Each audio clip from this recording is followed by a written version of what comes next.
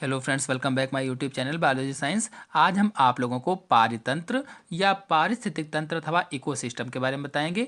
तो पूरी जानकारी के लिए मेरा पूरा वीडियो अंत तक ध्यान से देखिए, और यदि अभी तक हमारे चैनल को सब्सक्राइब ना किया हो तो सब्सक्राइब जरूर कर लीजिए। चलिए, सबसे पहले पारितंत्र क्या है समझ लेते हैं।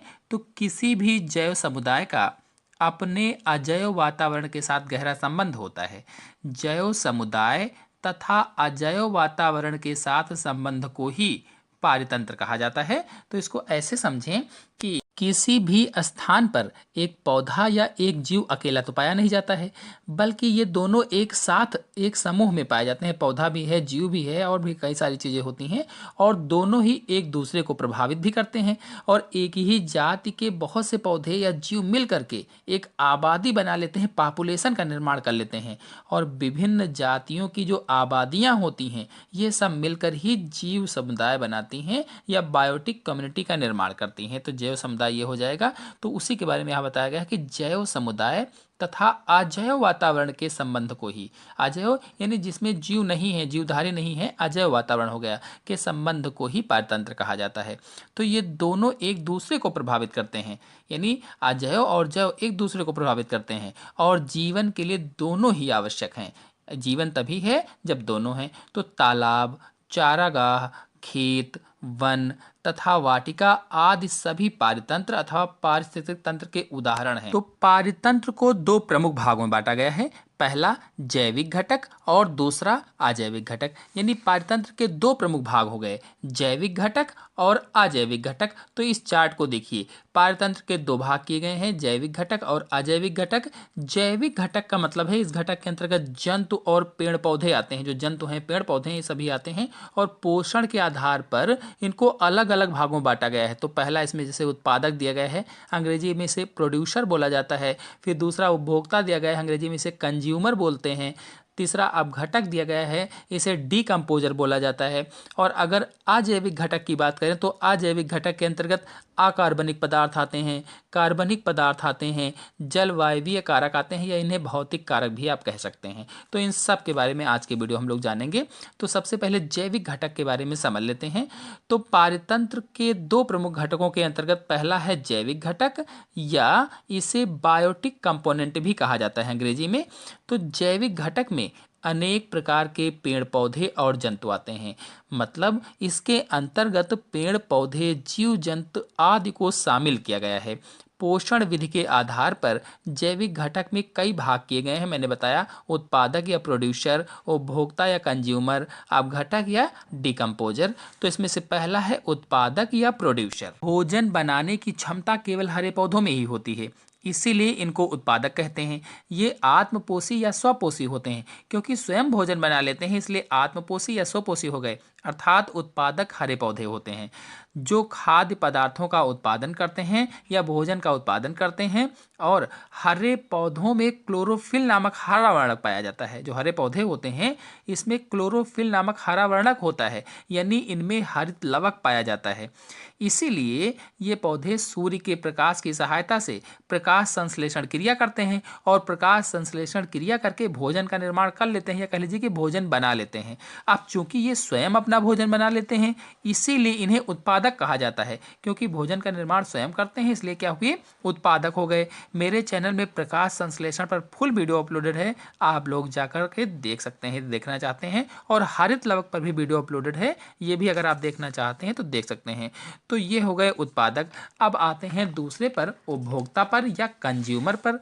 तो जो खाद्य पदार्थों का उपभोग करते हैं उन्हें उपभोक्ता कहते हैं, यानी जो खाने वाले पदार्थों का, जो भोजन का उपभोग करते हैं, उन्हें ही उपभोक्ता कहा जाता है। अथवा कहें तो वह सभी जीव जो अपना भोजन स्वयं नहीं बना पाते हैं, बल्कि भोजन के लिए दूसरों पर निर्भर रहते हैं, उपभोक्ता कहलाते हैं। यानी ऐसे सभी जीव जो अपने भोजन के लिए दूसरे जीवों पर निर्भर रहते हैं, उपभोक्ता कहलाते हैं। मतलब ये परपोषी होते हैं, जो अपने अपने पोषण के लिए दूसरों पर निर्भर रहते हैं, अथवा जो प्रत्यक्ष या परोक्ष रूप में पौधों द्वारा बनाए गए भोज्य पदार्थों का उपभोग करते हैं। जो पौधे बनाते हैं भोजन, उसका चाहे प्रत्यक्ष रूप में प्रयोग करते हों चाहे अप्रत्यक्ष रूप में करते हों, तो किसी न किसी रूप में उसका उपभोग करते हों तो उपभोक्ता कहे जाते हैं। उपभोक्ता या कंज्यूमर भी कई प्रकार के होते हैं। जो उपभोक्ता होते हैं, जो कंज्यूमर होते हैं, इनके भी कई अलग अलग भाग हैं। तो पहला है प्राथमिक उपभोक्ता।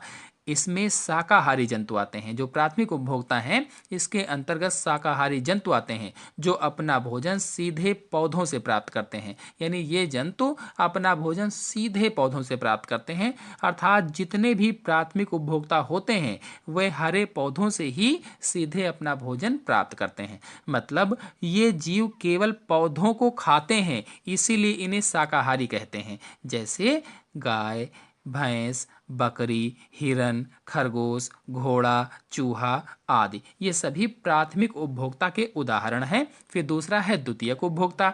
तो इसके अंतर्गत वे जंतु आते हैं जो अपना भोजन शाकाहारी जंतुओं से प्राप्त करते हैं, अर्थात वे जंतु जो अपना भोजन प्रथम श्रेणी की उपभोक्ताओं से प्राप्त करते हैं, सेकेंडरी कंज्यूमर कहलाते हैं या द्वितीयक उपभोक्ता कहलाते हैं। अथवा कहें तो ये प्रथम श्रेणी के मांसाहारी जंतु होते हैं। जैसे कौन कौन से होते हैं ये? सांप, छिपकली, मेढक, गिरगिट, मैना आदि ये द्वितीयक उपभोक्ता हैं जो प्राथमिक उपभोक्ताओं को खा करके अपना पोषण प्राप्त करते हैं, भोजन प्राप्त करते हैं, द्वितीयक उपभोक्ता होते हैं। फिर है तीसरा तृतीयक उपभोक्ता अथवा उच्च श्रेणी के उपभोक्ता। तो इसके अंतर्गत द्वितीयक श्रेणी के जंतुओं को खाने वाले जंतु आते हैं। यानी जो द्वितीयक उपभोक्ता थे उनको खाने वाले जंतु तृतीयक उपभोक्ता या उच्च श्रेणी के जंतु कहलाते हैं। इसीलिए इन्हें मांसाहारी जंतु भी कहा जाता है। इसीलिए इनको क्या कहते हैं? मांसाहारी। अर्थात ये जंतु दूसरे जंतुओं का मांस खाते हैं। जैसे कौन कौन से हैं? शेर, चीता, बाज, गिद्ध, चील, बिल्ली आदि ये क्या है? सब द्वितीयक उपभोक्ता के उदाहरण हैं या उच्च श्रेणी के उपभोक्ताओं के उदाहरण हैं। इन जंतुओं को उच्च मांसाहारी जंतु भी कहा जाता है। यानी इनको उच्च मांसाहारी जंतु भी कहते हैं, अथवा इन्हीं को उच्चतम उपभोक्ता भी कहा जाता है। फिर अगला है सर्वाहारी। तो वह जंतु जो शाकाहारी और मांसाहारी दोनों प्रकार के जंतुओं को खाते हैं, सर्वाहारी कहलाते हैं। यानी जो सब कुछ खा लेते हैं वह सर्वाहारी कहलाते हैं। तो इनमें कौन से आएंगे?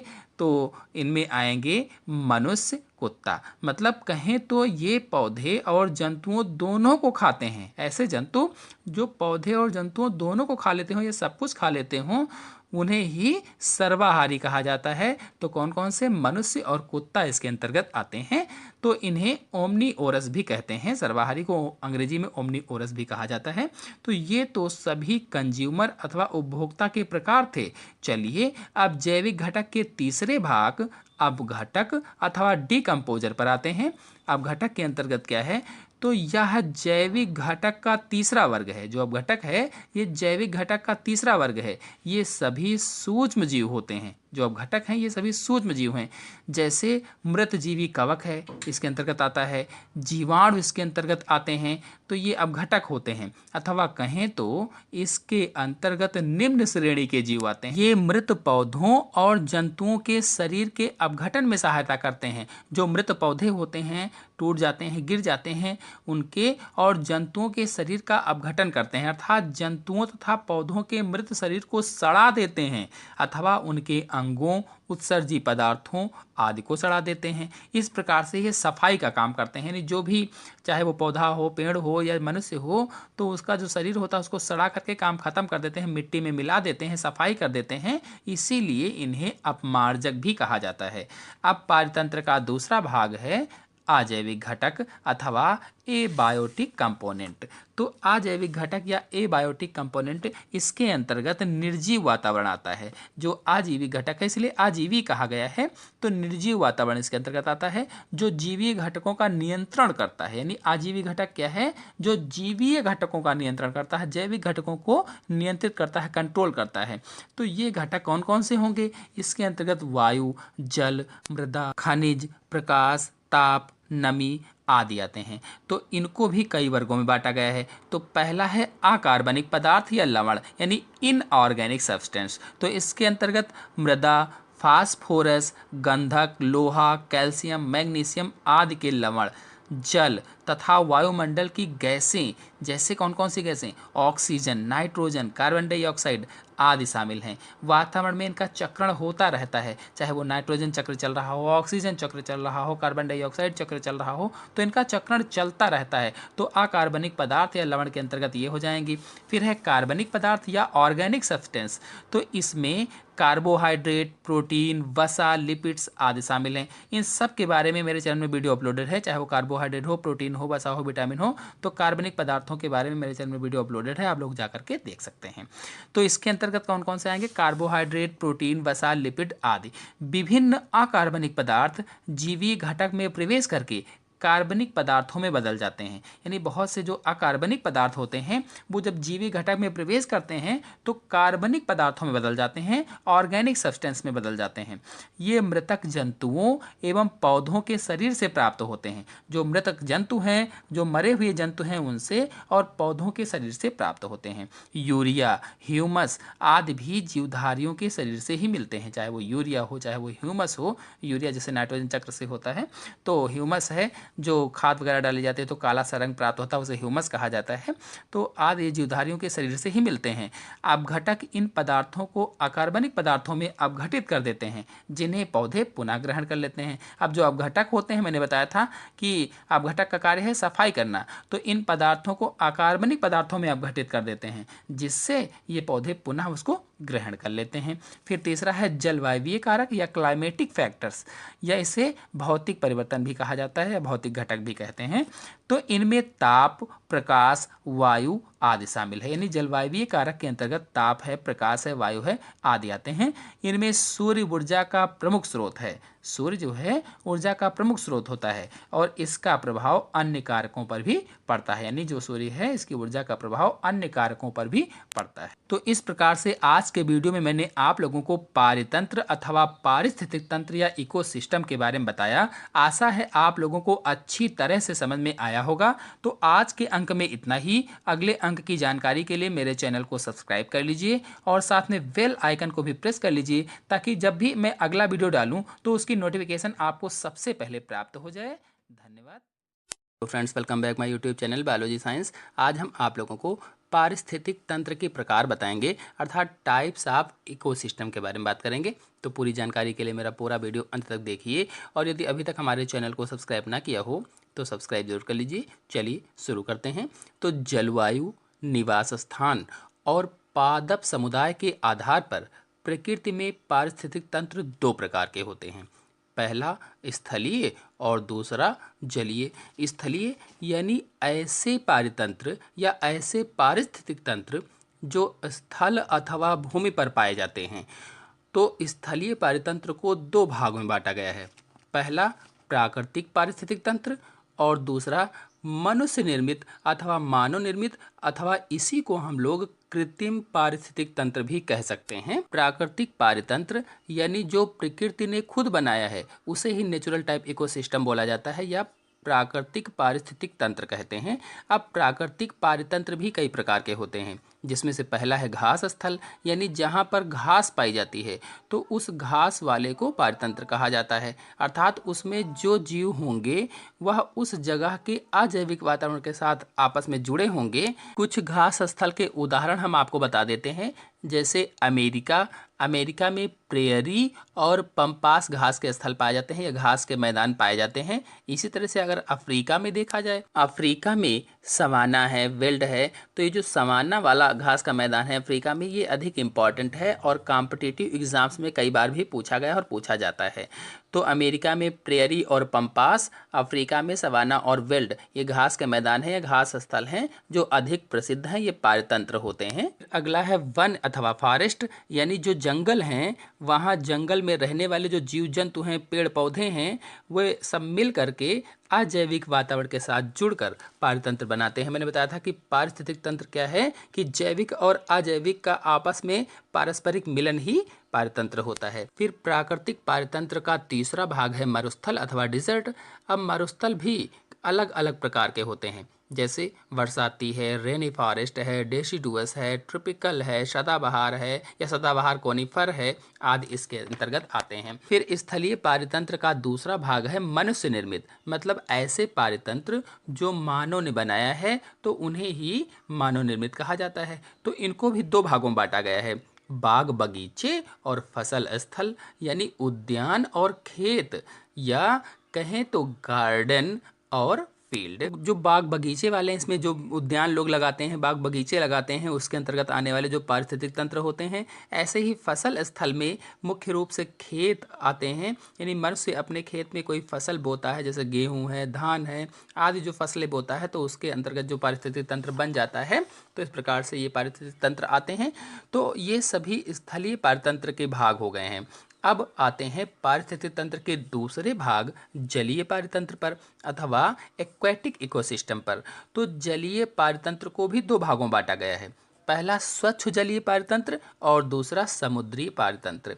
तो स्वच्छ जलीय पारितंत्र को अलवणीय पारितंत्र भी कहा जाता है। जो स्वच्छ जलीय पारितंत्र है इसे अलवणीय पारितंत्र भी कहा जाता है, क्योंकि इस पानी में लवण नहीं होते हैं। जबकि समुद्री पारितंत्र की बात की जाए तो इसे लवणीय पारितंत्र भी कहते हैं, क्योंकि समुद्री जल खारा होता है, लवण अधिक होते हैं, इसीलिए लवणीय कहा जाता है। तो समुद्र में भी जीवों का समुदाय रहता है। जैसे एक तालाब का पारतंत्र मैंने समझाया था, बिल्कुल वैसे ही समुद्र में भी बड़ी मात्रा में होते हैं। और स्वच्छ जलीय पारतंत्र दो प्रकार का होता है, रुके जल वाले पारतंत्र और बहते जल वाले पारतंत्र। यानी जो स्वच्छ जलीय है, जो अलवणीय है, ये पारतंत्र को दो भागों में बांटा गया, रुका और बहता। तो रुके जल वाले पारतंत्र कौन कौन से होंगे, क्या आपको पता है? जहाँ जहाँ पर जल ठहरा होता है या एक स्थान पर भरा रहता है, वहीं पर रुका जल वाला पारिस्थितिक तंत्र होता है। जैसे तालाब, पॉन्ड का पारतंत्र होता है। तो तालाब का पारतंत्र मैंने पिछले वीडियो में अच्छी तरह से चित्र सहित समझाया है। यदि आप लोग नहीं देखे हैं तो देखना चाहते हैं, देख सकते हैं चैनल पर जा करके। अब बहते हुए जल वाले पारतंत्र को भी दो भागों में बांटा गया है, एक तो स्रोत और दूसरा नदी। यानी स्रोत और नदी, बहती हुई नदी है तो उसमें जो जीव जंतु रहते हैं, अन्य उनका जो भोजन है, खाद्य श्रृंखला है, तो वो सब मिल करके पारिस्थितिक तंत्र का निर्माण कर लेते हैं। तो पारतंत्र को दो भागों में बांटा गया या इकोसिस्टम को दो भागों में बांटा गया, स्थलीय और जलीय। अब स्थलीय को दो भागों में बांटा गया फिर से, प्राकृतिक और मानव निर्मित। तो प्राकृतिक को तीन भागों में बांटा गया, घास स्थल, वन और मरुस्थल। मरुस्थल में मैंने बताया था कई प्रकार के होते हैं मरुस्थल, जैसे बरसाती है, डेसिडुअस है, ट्रॉपिकल सदाबहार है, सदाबहार कोनिफर युक्त है। फिर मनुष्य निर्मित के अंतर्गत बाग बगीचे हैं, फसल स्थल हैं, यानी जो गार्डन्स होते हैं, जो क्रॉप लैंड होते हैं, वो आ जाएंगे। फिर जल के अंतर्गत यानी जलीय पारतंत्र के अंतर्गत दो भागों में बांटा गया था, स्वच्छ जलीय और समुद्री, यानी अलवणीय और लवणीय। तो स्वच्छ जलीय के अंतर्गत दो भाग किए गए, रुके जल और बहते जल वाले। यानी रुका जल जो होता है और जो बहता जल होता है। तो रुके जल के अंतर्गत तालाब और बहते हुए जल के अंतर्गत स्ट्रीम और रिवर आते हैं। Hello friends, welcome back my YouTube channel biology science. आज हम आप लोगों को स्वच्छ जलीय तालाब का पारितंत्र समझाएंगे, अर्थात फ्रेश वाटर पॉन्ड इकोसिस्टम के बारे में बताएंगे। तो पूरी जानकारी के लिए मेरा पूरा वीडियो अंत तक ध्यान से देखिए, और यदि अभी तक हमारे चैनल को सब्सक्राइब ना किया हो तो सब्सक्राइब जरूर कर लीजिए। चलिए शुरू करते हैं। बता दें कि पारिस्थितिक तंत्र शब्द का प्रयोग सर्वप्रथम टांसले ने सन 1935 में किया था। पिछले वीडियो में मैंने बताया था कि जैव और अजैव वातावरण के पारस्परिक संबंध को पारिस्थितिक तंत्र अथवा पारितंत्र कहते हैं, अर्थात समुदाय के जीवों की रचना, कार्य और उनके वातावरण के पारस्परिक आपसी संबंध को पारिस्थितिक तंत्र कहा जाता है। और इसके अध्ययन को पारिस्थितिकी कहते हैं अथवा इकोलॉजी कहा जाता है। तो जलवायु, निवास और समुदाय के आधार पर पारिस्थितिक तंत्र कई प्रकार के होते हैं, कुछ स्थलीय भी होते हैं और कुछ जलीय भी होते हैं, जिनमें से आज हम स्वच्छ जलीय तालाब के पारिस्थितिक तंत्र को चित्र सही समझाएंगे। तो तालाब के पारिस्थितिक तंत्र में जीवीय और अजीवीय घटक पाए जाते हैं। मैंने बताया था पिछले वीडियो में कि पारिस्थितिक तंत्र को दो भागों में बांटा गया है, जीवीय घटक और अजीवीय घटक। तो इसीलिए यहाँ पर बताया गया कि तालाब के पारिस्थितिक तंत्र में जीवीय और अजीवीय घटक पाए जाते हैं। और तालाब में ही क्यों, जितने भी पारिस्थितिक तंत्र होते हैं वे सभी बायोटिक और एबायोटिक कंपोनेंट से मिलकर बने होते हैं, अर्थात वे सभी जैविक और अजैविक घटकों से मिलकर बने होते हैं। तो चलिए पहले तालाब के जीवीय घटकों अथवा बायोटिक कंपोनेंट के बारे में समझ लेते हैं। तो जैसा कि मैंने पिछले वीडियो में बताया था, जीवीय घटक के अंतर्गत उत्पादक यानी प्रोड्यूसर, उपभोक्ता या कंज्यूमर तथा अपघटनकर्ता या डिकम्पोजर आते हैं। तो इसी प्रकार से एक तालाब के पारितंत्र में भी ये तीनों पाए जाते हैं। पहले उत्पादक या प्रोड्यूसर को समझ लेते हैं। तो इस तालाब के चित्र को देखिए, यानी तालाब के पारितंत्र का चित्र मैंने दिखाया है। इसमें तालाब के पारितंत्र में छोटे छोटे से शैवाल हैं अथवा एल्गी जिन्हें कहा जाता है, और जो बड़े पौधे हैं, जल के अंदर जो पौधे होते हैं, जल के स्थल पर जो पौधे होते हैं, स्थल का मतलब होता है तलहटी में, तली में जो पौधे होते हैं, ये सभी उत्पादक या प्राथमिक उत्पादक कहलाते हैं या प्रोड्यूसर कहलाते हैं। यानी एल्गी, बड़े पौधे, जल के अंदर के पौधे, जल के तली वाले पौधे, ये सभी उत्पादक होते हैं। कुल मिलाकर कहा जाए तो तालाब में जितने भी पौधे होंगे वे सभी उत्पादक या प्रोड्यूसर होते हैं, जो प्रकाश संश्लेषण क्रिया द्वारा भोजन का निर्माण करते हैं या भोजन बनाते हैं। एक तालाब के पारितंत्र में ये प्राथमिक उत्पादक कई प्रकार के होते हैं। अगर एक तालाब के पारितंत्र को देखा जाए, जैसे मैंने चित्र दिखाया हुआ है, तो एक तालाब के पारितंत्र में कई तरह के प्राथमिक उत्पादक पाए जाते हैं। इनको अलग अलग करके हम आपको बता देते हैं डिटेल से। तो पहले छोटे तैरने वाले जो शैवाल होते हैं इनके बारे में जान लेते हैं। तो इन्हें प्लवक भी कहा जाता है, यानी जो छोटे तैरने वाले शैवाल होते हैं, जो एल्गी होते हैं सूक्ष्म, इन्हें प्लवक पादप कहते हैं। ये तैरने वाले पौधे कहा जाता है, यानी तैरने वाले पौधे तालाब में पानी की सतह पर पाए जाते हैं, और जहाँ जहाँ तक सूर्य की किरणें जाती हैं उतनी गहराई में भी ये पाए जाते हैं। तो ये कौन कौन से शैवाल हैं? Chlamydomonas, Euglena, Volvox, spirogyra, diatoms, Eudorina आदि शैवाल तालाब के पारितंत्र में पाए जाते हैं। ये छोटे तैरने वाले जो शैवाल हैं इनके नाम मैंने बताए हैं। अगर प्रश्न परीक्षा में पूछा जाता है कि तालाब के पारितंत्र में जो छोटे तैरने वाले शैवाल होते हैं, सूक्ष्म एल्गी होते हैं, उनके नाम बताइए, तो Chlamydomonas, Euglena, Volvox, Spirogyra, diatoms, Eudorina आदि शैवाल हैं, ये तालाब के पारितंत्र में पाए जाते हैं। फिर दूसरे प्रकार के उत्पादक कौन से होते हैं? तैराक पौधे, यानी तैरने वाले पौधे या फ्लोएटिंग प्लांट्स जो होते हैं। तो इस प्रकार के सभी पौधे तालाब में स्वतंत्र रूप से तैरते हुए पाए जाते हैं। जो फ्लोटिंग पौधे होते हैं, जो तैराक पौधे होते हैं, तैरते हुए पाए जाते हैं, जैसा कि नाम से ही परिचय मिल जाता है।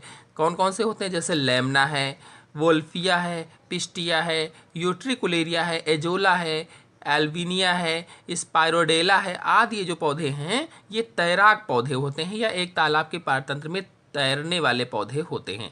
मतलब ये स्वतंत्र रूप से तैरते हैं। इनके अलावा कुछ ऐसे पौधे भी होते हैं जिनकी पत्तियां पानी के ऊपर सतह पर रहती हैं, लेकिन उनकी जड़ें तालाब की तलहटी में जुड़ी रहती हैं।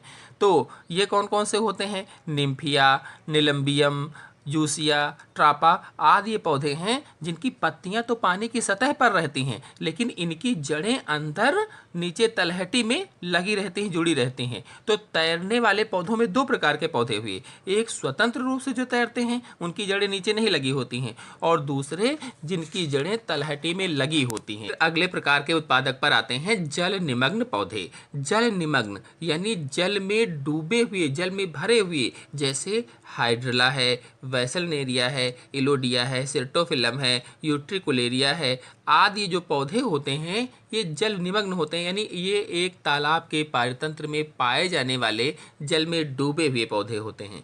इसमें से जो हाइड्रला है इस पर मैंने ऑक्सीजन निकलने का प्रदर्शन वाला वीडियो बनाया था, मेरे चैनल में अपलोडेड है, आप लोग देख सकते हैं। वेसलनेरिया जल परागण अथवा वाटर पॉलिनेशन में आप पढ़ चुके हैं, मैंने पढ़ाया था। तो ये सभी उत्पादक पौधे भी तालाब के पारितंत्र में पाए जाते हैं। फिर अगले हैं जल स्थलीय पौधे। जल स्थलीय यानी जल में भी और स्थल में भी। तो इस प्रकार के पौधे जल और स्थल दोनों पर पाए जाते हैं, यानी कहें तो तालाब के किनारे जहाँ पर कम जल होता है उसमें लगभग में लगे होते हैं। तो इन पौधों में कौन कौन से पौधे होते हैं? रेननकुलस, सजिटोरिया, टाइफा, पॉलीगोनम, मार्सिलिया, एक्विसिटम आदि ये जो पौधे हैं जल स्थलीय पौधे होते हैं। तो अब तक जितने भी पौधे मैंने बताए हैं ये सभी एक तालाब के पारतंत्र के उत्पादक अथवा प्रोड्यूसर होते हैं जो प्रकाश संश्लेषण क्रिया द्वारा भोजन का निर्माण कर लेते हैं। चलिए अब कंज्यूमर्स या उपभोक्ता के बारे में जान लेते हैं। तो इसको भी कई भागों में बांटा गया था। पिछले वीडियो मैंने डिटेल से बताया था। प्रथम श्रेणी के उपभोक्ता, द्वितीय श्रेणी के उपभोक्ता, तृतीय श्रेणी के उपभोक्ता, उच्चतम श्रेणी के उपभोक्ता या सर्वाहारी बताया था। तो इसमें से प्रथम श्रेणी के उपभोक्ता को जान लेते हैं। प्राथमिक उपभोक्ता कौन से होते हैं? तो इसमें जो तालाब होता है इसमें प्लवक जंतु, अत्यंत छोटी मछलियाँ, घोंघे, अन्य मोलस्क व मच्छरों के लार्वा आदि होते हैं। यानी जो प्राथमिक उपभोक्ता है वो कौन कौन से होंगे? प्लवक जंतु, यानी जो तैरने वाले जंतु हैं ये प्राथमिक उपभोक्ता के अंतर्गत आते हैं। अत्यंत छोटी मछलियां, यानी सबसे छोटी जो मछलियां होती हैं ये भी तालाब के पारतंत्र की प्राथमिक उपभोक्ता होती हैं। इसी प्रकार से जो घोंघे हैं या जो अन्य मोलस्क हैं, अन्य मोलस्क यानी जो अन्य मोलस्का संघ के जंतु हैं वो भी अगर तालाब के पारतंत्र में हैं तो वो भी प्राथमिक उपभोक्ता के अंतर्गत ही आएंगे। इसी प्रकार से जो मच्छरों के लार्वा होते हैं वो भी प्राथमिक उपभोक्ता के अंतर्गत आते हैं। तो ये जो प्राथमिक उपभोक्ता होते हैं ये सभी खाते क्या हैं? तो ये सभी प्राथमिक उत्पादकों को खाते हैं। जो प्राथमिक उत्पादक हैं, पेड़ पौधे हैं, उनको खाते हैं। फिर आते हैं द्वितीय श्रेणी के उपभोक्ताओं को। तो इसमें वे जंतु आते हैं जो प्रथम श्रेणी के उपभोक्ताओं का भक्षण करते हैं। यानी जो द्वितीयक उपभोक्ता होते हैं, सेकेंडरी कंज्यूमर्स होते हैं, ये क्या करते हैं? जो प्राथमिक उपभोक्ता हैं, जैसे मैंने बताया छोटी मछलियां हैं, मच्छरों के लार्वा हैं, घोंघा को छोड़कर अन्य जो मोलस्क होते हैं उनको, तो इस प्रकार से उनको ये खाते हैं। यानी द्वितीयक श्रेणी के जो उपभोक्ता होते हैं ये वे जंतु होते हैं जो प्रथम श्रेणी के उपभोक्ताओं को खाते हैं, भक्षण करते हैं उनका। जैसे मध्यम आकार की जो मछलियां हैं मैंने बताया वो सबसे छोटी मछलियों को खा जाती हैं। कीड़े मकोड़े तथा मेढक हैं वो भी उन्हीं को खा जाते हैं या अन्य छोटे जीवों को खा जाते हैं। तो इस प्रकार से द्वितीय श्रेणी के उपभोक्ता हो जाएंगे। आते हैं तृतीय श्रेणी के उपभोक्ताओं में। तो थर्ड कंज्यूमर्स के अंतर्गत ये द्वितीय श्रेणी के उपभोक्ताओं का भक्षण करते हैं। यानी ये अपने से छोटे वालों को खाते हैं। यानी मध्यम आकार की जो मछलियां हैं तो ये उनको खा जाती हैं, बड़ी आकार की जो मछलियां होती हैं। ऐसे ही जलीय सर्प हैं आदि इसमें आते हैं। नहीं, सर्प हैं, मछलियां हैं, ये इसके अंतर्गत आती हैं जो कीड़े मकोड़ों को, मेढक को और मध्यम आकार की मछलियों को खाते हैं। फिर उच्च श्रेणी के उपभोक्ताओं के अंतर्गत यानी टॉप कंज्यूमर्स के अंतर्गत ये सभी उपभोक्ता श्रेणी के जंतुओं का भक्षण करने वाले जंतु होते हैं। यानी सर्वाहारी भी आप इनको कह सकते हैं। लेकिन ये जो होते हैं कौन कौन से? बगुला है, बतख है, सबसे बड़ी मछलियां हैं, गिद्ध है और मनुष्य भी है। तो इसमें ये क्या करते हैं कि सभी उपभोक्ता यानी प्रथम श्रेणी के उपभोक्ताओं को भी खा सकते हैं, द्वितीय श्रेणी के उपभोक्ताओं को भी खा सकते हैं और तृतीय श्रेणी के उपभोक्ताओं को भी ये खा सकते हैं। तो ये तीनों को ऊपर जो बताया है मैंने उनको खा सकते हैं। इसलिए उच्चतम श्रेणी के उपभोक्ता या सर्वाहारी भी आप इनको कह सकते हैं। तो जैसे मनुष्य है इसमें सर्वाहारी होता है, गिद्ध भी होता है सर्वाहारी।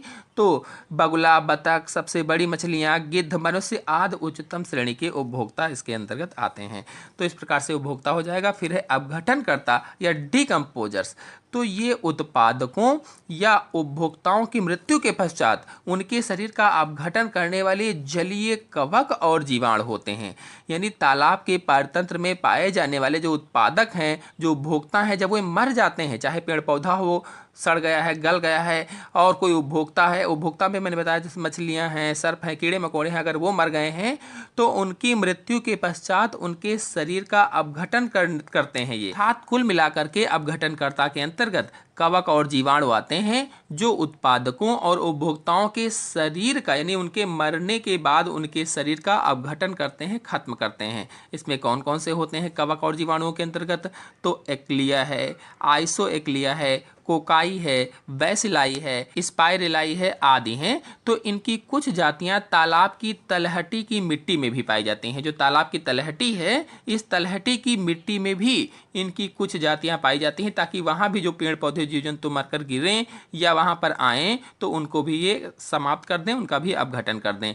तो ये जीवी घटक तालाब के पारतंत्र के बायोटिक कंपोनेंट्स मैंने बताएं। अब चलिए ए बायोटिक कंपोनेंट्स के बारे में जान लेते हैं, अर्थात अजीवी घटक के बारे में समझ लेते हैं। तो तालाब में अजीवीय घटक जो होते हैं वो जल में घुलित रूप में पाए जाते हैं, क्योंकि इसमें जल का भाग ही प्रमुख होता है। यानी आजीवीय घटकों के अंतर्गत एक तालाब का पारतंत्र जो है उसमें जल का भाग ही प्रमुख रूप से होता है।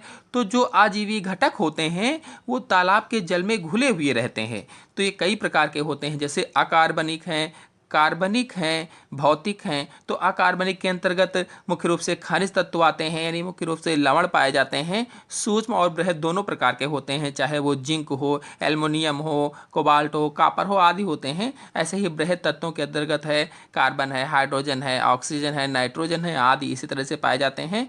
और आयन कुछ मात्रा में पाए जाते हैं, धन आयन भी पाए जाते हैं, ऋण आयन भी पाए जाते हैं। घुलित अवस्था में कुछ गैसें भी पाई जाती हैं, चाहे वो CO2 हो, O2 हो, NH3 हो, H2 हो, तो ये सब आदि पाए जाते हैं। फिर कार्बनिक घटक के अंतर्गत घुलित कार्बोहाइड्रेट्स, प्रोटीन, वसा तथा मृत अवशेषों के अपघटन द्वारा उत्पन्न उत्पाद व जटिल पदार्थ पाए जाते हैं। यानी जो कार्बनिक घटक हैं, जो ऑर्गेनिक कंपोनेंट्स हैं, इनके अंतर्गत घुलित कार्बोहाइड्रेट्स, घुला हुआ कार्बोहाइड्रेट पाया जाता है, प्रोटीन पाई जाती है, वसा पाई जाती है, और फिर बताया गया है मृत अवशेषों के अपघटन द्वारा उत्पन्न उत्पाद। यानी जो पेड़ पौधे मर गए थे, जो जीव जंतु मर गए थे, उनका अपघटन हुआ, और अपघटन होने के बाद जो भी उनसे चीजें, जो भी कार्बनिक पदार्थ प्राप्त हुए वह प्लस जटिल पदार्थ उसी में जो प्राप्त हुए, तो ये सब कार्बनिक घटक होते हैं। फिर भौतिक घटक के अंतर्गत आते हैं, तो इसमें सूर्य का प्रकाश है, ताप है, हवा है व वर्षा आदि प्रमुख हैं। यानी भौतिक घटक के अंतर्गत सूर्य का प्रकाश, ताप, हवा और वर्षा आते हैं। अब आपको बताते हैं कि तालाब के पारतंत्र में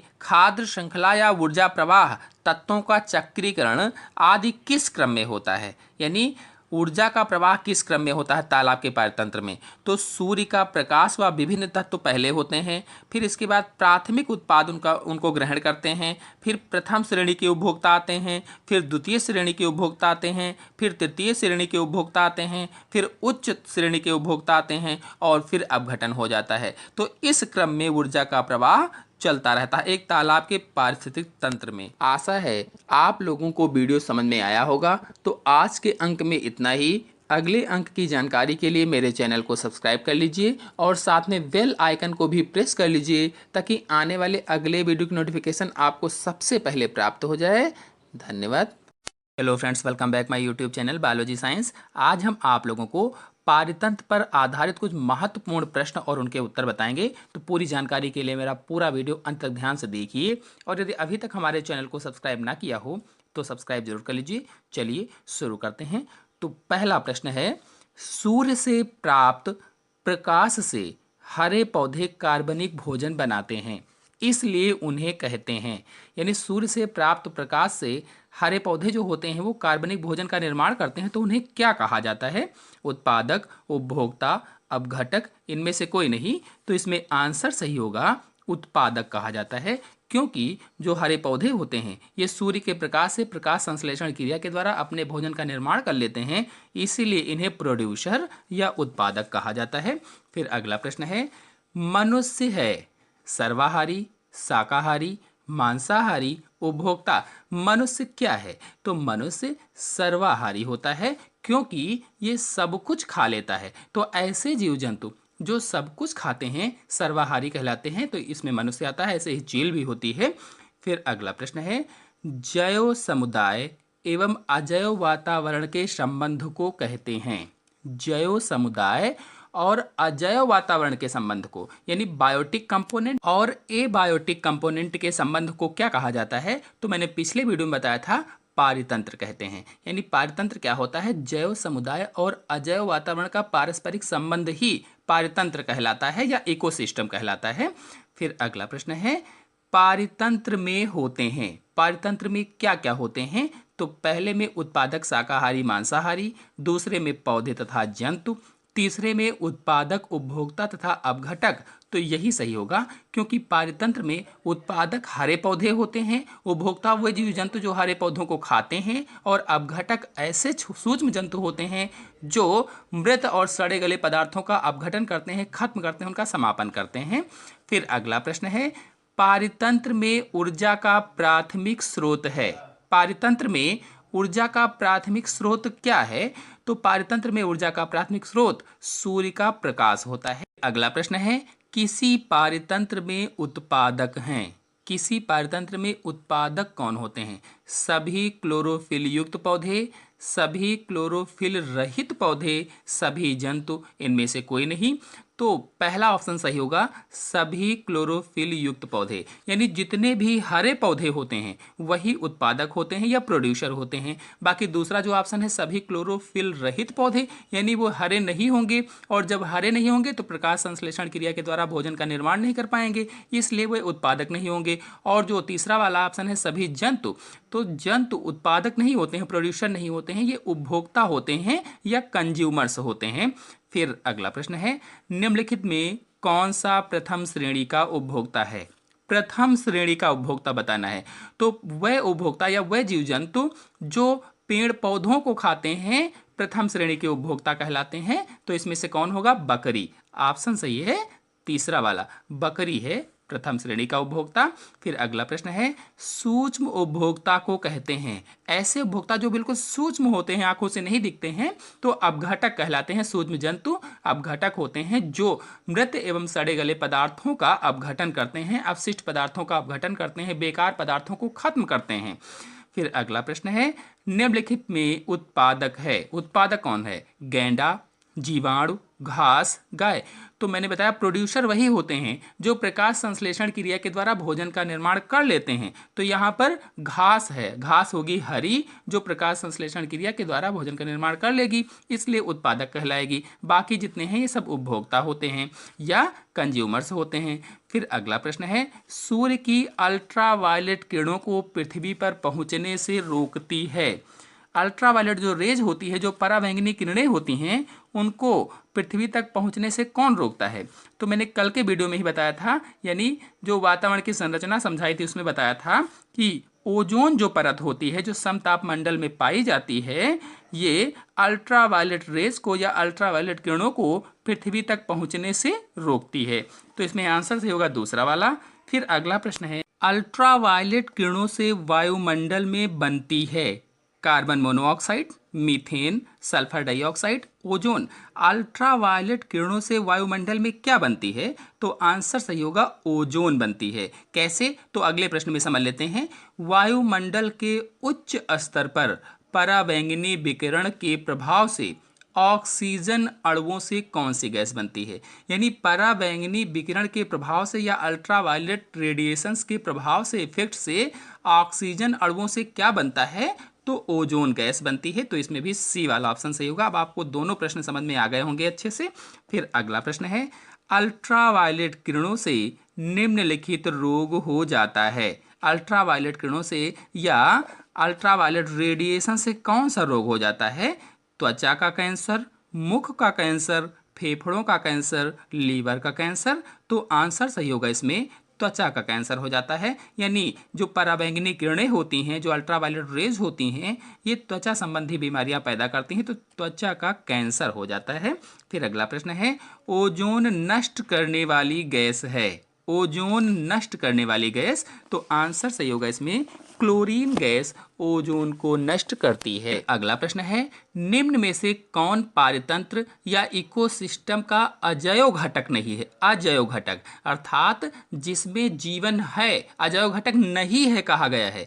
तो वायु, ताप, वर्षा, ये सभी अजैव घटक हैं। अजैव घटक वह घटक होते हैं जिनमें जीवन नहीं होता है, तो वे सभी अजैव घटक होते हैं। जबकि प्रश्न में कहा गया है कौन सा पारतंत्र अजैव घटक नहीं है, तो पौधे जो होते हैं ये जैविक घटक होते हैं, और जब जैविक घटक हैं इसीलिए ये अजैव घटक नहीं है। तो आंसर सही होगा इसमें डी वाला। फिर अगला प्रश्न है, किसी क्षेत्र के पौधों की कुल आबादी को क्या कहते हैं? कोई भी क्षेत्र है, उस क्षेत्र के पौधों की कुल आबादी को फ्लोरा कहा जाता है। फ्लोरा याद रखेंगे आप लोग। फिर अगला प्रश्न है, निम्नलिखित में से कौन आहार श्रृंखला का निर्माण करता है? आहार श्रृंखला का निर्माण कौन करता है? फूड चेन का निर्माण कौन करता है? तो घास, बकरी, मानव, उपरोक्त सभी। तो इसमें आंसर सही होगा चौथा वाला, उपरोक्त सभी आहार श्रृंखला या फूड चेन का निर्माण करते हैं। क्योंकि यहाँ पर जो घास है ये प्रोड्यूसर है या उत्पादक है, बकरी प्राथमिक उपभोक्ता है, और मानव सर्वाहारी या उपभोक्ता है। तो इस प्रकार से तीनों आ गए, इसलिए आहार श्रृंखला बन गई है। फिर अगला प्रश्न है, निम्नलिखित में से कौन अजैव कारकों के उदाहरण है? अजैव कारकों के उदाहरण कौन से हैं? यानी जिनमें जीवन नहीं है उनके उदाहरण कौन से हैं? ताप, वर्षा, मिट्टी, उपरोक्त सभी। तो ये सभी अजैव कारकों के उदाहरण हैं, यानी इसमें जीवन नहीं है। फिर अगला प्रश्न है, जैव विविधता के विशिष्ट स्थल कौन से हैं? वन, होटल, कोयले की खानें, पेट्रोलियम की कुएं। तो आंसर सही होगा वन या फॉरेस्ट। जो वन होते हैं ये जैव विविधता के विशिष्ट कारण होते हैं। फिर अगला प्रश्न है, निम्नलिखित में से कौन पारतंत्र का जैव घटक है? जैव घटक बताना है। तो पहला है ताप, दूसरा है वर्षा, तीसरा है खनिज, चौथा है पौधे। तो ताप, वर्षा और खनिज इनमें जीवन नहीं है, इसलिए ये अजैव घटक हो गए। जबकि प्रश्न में कहा गया है जैव घटक कौन सा है? तो जैव घटक पौधे, इनमें जीवन है, इसलिए पौधे हो जाएंगे इसमें। फिर अगला प्रश्न है, ताप, वर्षा, वायु, मृदा आदि कैसे कारक हैं? बिल्कुल उसी से रिलेटेड प्रश्न है, उसी को दूसरी तरह से घुमाकर पूछा गया है। तो ये सभी अजैव कारक होते हैं। फिर अगला प्रश्न है, वन, तालाब और झील किसके प्रकार हैं? वन, तालाब और झील तो ये सभी इकोसिस्टम होते हैं या पारितंत्र के प्रकार हैं। फिर अगला प्रश्न है, जिनमें प्रकाश संश्लेषण की क्षमता होती है उन्हें कहते हैं, यानी जो प्रकाश संश्लेषण कर लेते हैं उन्हें क्या कहा जाता है? तो उत्पादक कहा जाता है। यानी ऐसे जीव जंतु जो प्रकाश संश्लेषण के द्वारा अपना भोजन बना लेते हैं उन्हें ही प्रोड्यूसर या उत्पादक कहते हैं। फिर अगला प्रश्न है, सभी जीव प्रत्यक्ष या परोक्ष रूप से किस पर निर्भर करते हैं? सभी जीव प्रत्यक्ष या परोक्ष रूप से उत्पादकों पर निर्भर करते हैं, पेड़ पौधों पर निर्भर करते हैं, चाहे वो प्रत्यक्ष रूप से हो चाहे परोक्ष रूप से हो, किसी न किसी रूप में पौधों पर ही वे निर्भर रहते हैं।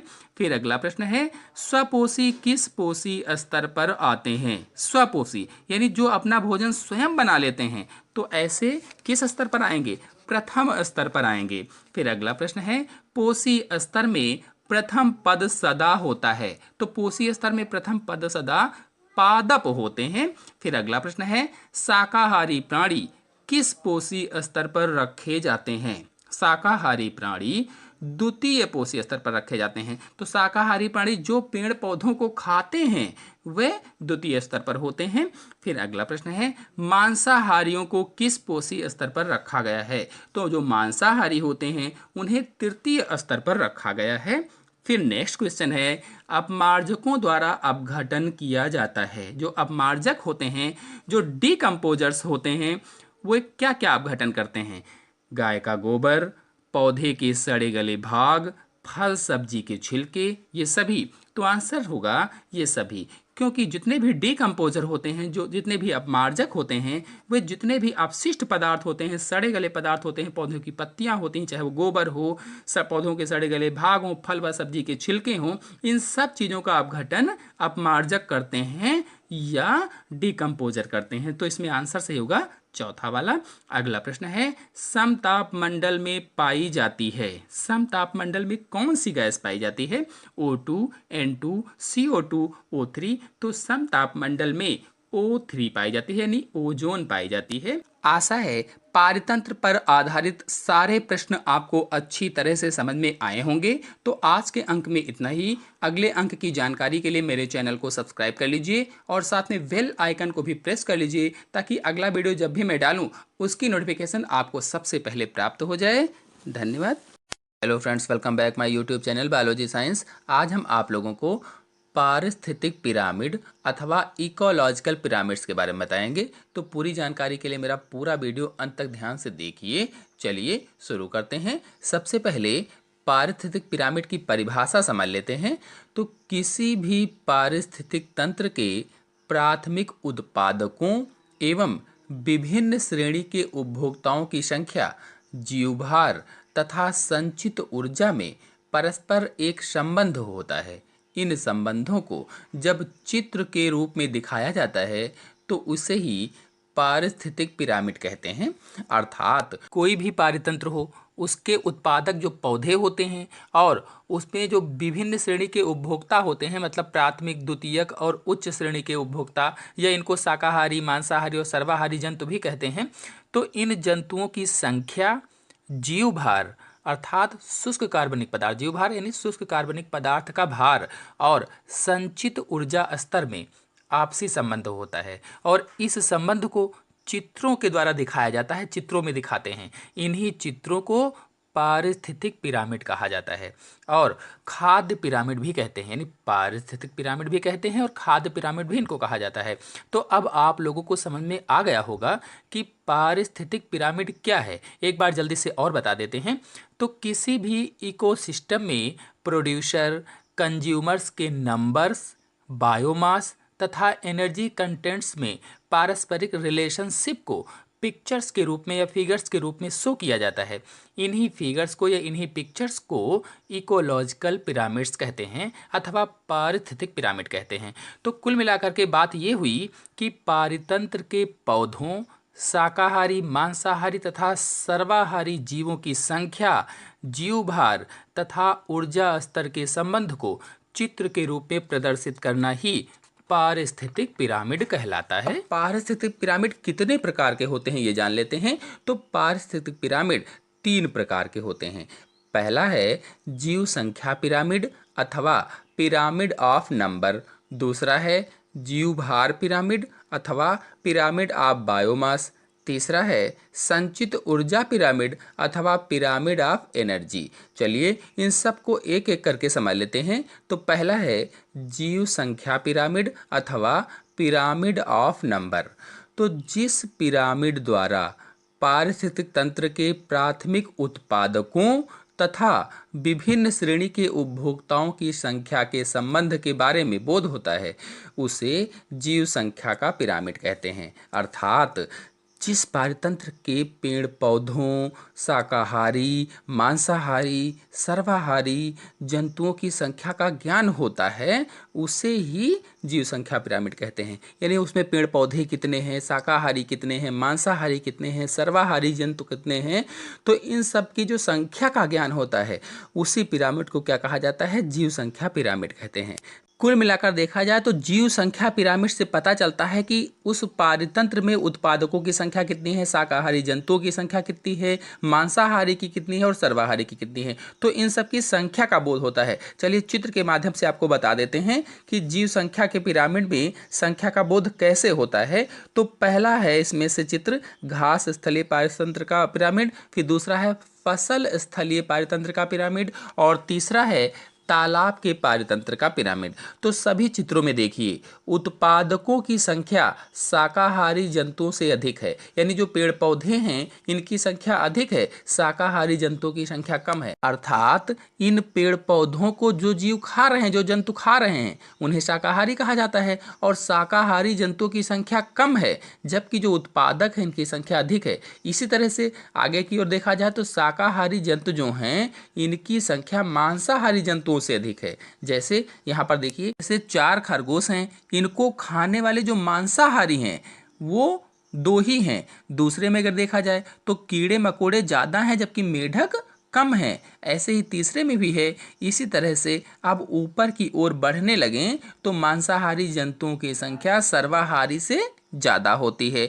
और सबसे ऊपर सर्वाहारी शेर, बाज, बड़ी मछली है जो पिरामिड के शीर्ष पर है और सर्वोच्च उपभोक्ता होती है, सर्वाहारी होती है और इनकी संख्या सबसे कम होती है। कुल मिलाकर इन पिरामिड्स का आधार हमेशा प्राथमिक उपभोक्ताओं की संख्या बताता है। जो पिरामिड्स का आधार है उसमें प्राथमिक जो उपभोक्ता होते हैं, जो शाकाहारी होते हैं, उनकी संख्या को बताता है। और आधार से ऊपर की ओर अगर हम बढ़ें तो क्रमशः प्राथमिक, द्वितीयक और तृतीयक तथा उच्च श्रेणी के उपभोक्ताओं की संख्या बताता है। तो जीव संख्या पिरामिड सीधे तथा उल्टे दोनों प्रकार के होते हैं। ये पॉइंट इंपॉर्टेंट है। तो जीव संख्या जो पिरामिड होते हैं ये सीधे और उल्टे दोनों तरह के होते हैं। चलिए अब दूसरे पिरामिड जीवभार पिरामिड अथवा पिरामिड ऑफ बायोमास पर आते हैं। तो जिस पिरामिड द्वारा पारिस्थितिक तंत्र के प्राथमिक उत्पादकों और विभिन्न श्रेणी के उपभोक्ताओं के भार के संबंध का बोध होता है, उसे जीव भार का पिरामिड कहते हैं। अथवा किसी भी पारितंत्र में हो सजीवों के शुष्क भार को जीव भार कहा जाता है। तो जीव भार के पिरामिड में उत्पादकों का भार सबसे अधिक होता है। जो उत्पादक होते हैं, जो पौधे होते हैं, इनका भार सबसे अधिक होता है। मतलब इस तरह के पिरामिड में आधार पर हमेशा पौधों के भार को दर्शाया जाता है। जैसा कि आपको चित्र में दिख भी रहा है, जो इस तरीके के पिरामिड होते हैं उसके आधार पर हमेशा या सदैव पौधे के भार को दर्शाते हैं। इसके बाद प्रथम, द्वितीय और तृतीय श्रेणी के उपभोक्ता आते हैं, यानी इनके भारों को दर्शाया जाता है। अर्थात आधार से ऊपर की ओर अगर हम बढ़ें तो जो भाग हैं उनमें से क्रमशः विभिन्न श्रेणी के जो जंतु होते हैं उनके भार को दिखाया जाता है। यानी प्राथमिक उपभोक्ता, द्वितीयक उपभोक्ता, तृतीयक उपभोक्ता, ये आधार से ऊपर की ओर क्रमशः हैं। कहा जाए तो शाकाहारी, मांसाहारी, सर्वाहारी के भार को दर्शाया जाता है। इन सब का जीव भार क्रमशः कम होता जाता है। जैसा कि आप चित्र में देख भी रहे हैं कि इन सब का जीवभार जैसे से ऊपर बढ़ रहे हैं कम होता जा रहा है। तो जैसे इस पिरामिड में देख लीजिए जो चित्र है, 1000 किलो के पेड़ पौधे हैं अथवा वनस्पति दिखाई गई है। फिर इसके ऊपर की ओर बढ़ें तो 100 किलोग्राम के चूहे या शाकाहारी जीवों को दिखाया गया है। इसके बाद 10 किलोग्राम सांपों अथवा मांसाहारियों को दिखाया गया है, जो चूहों को खाते हैं, मांसाहारी हैं। तो इसके बाद में देखिए 1 किलोग्राम बाज है अथवा सर्वाहारी को दिखाया गया है। बाज सर्वाहारी होता है, सब कुछ खा लेता है।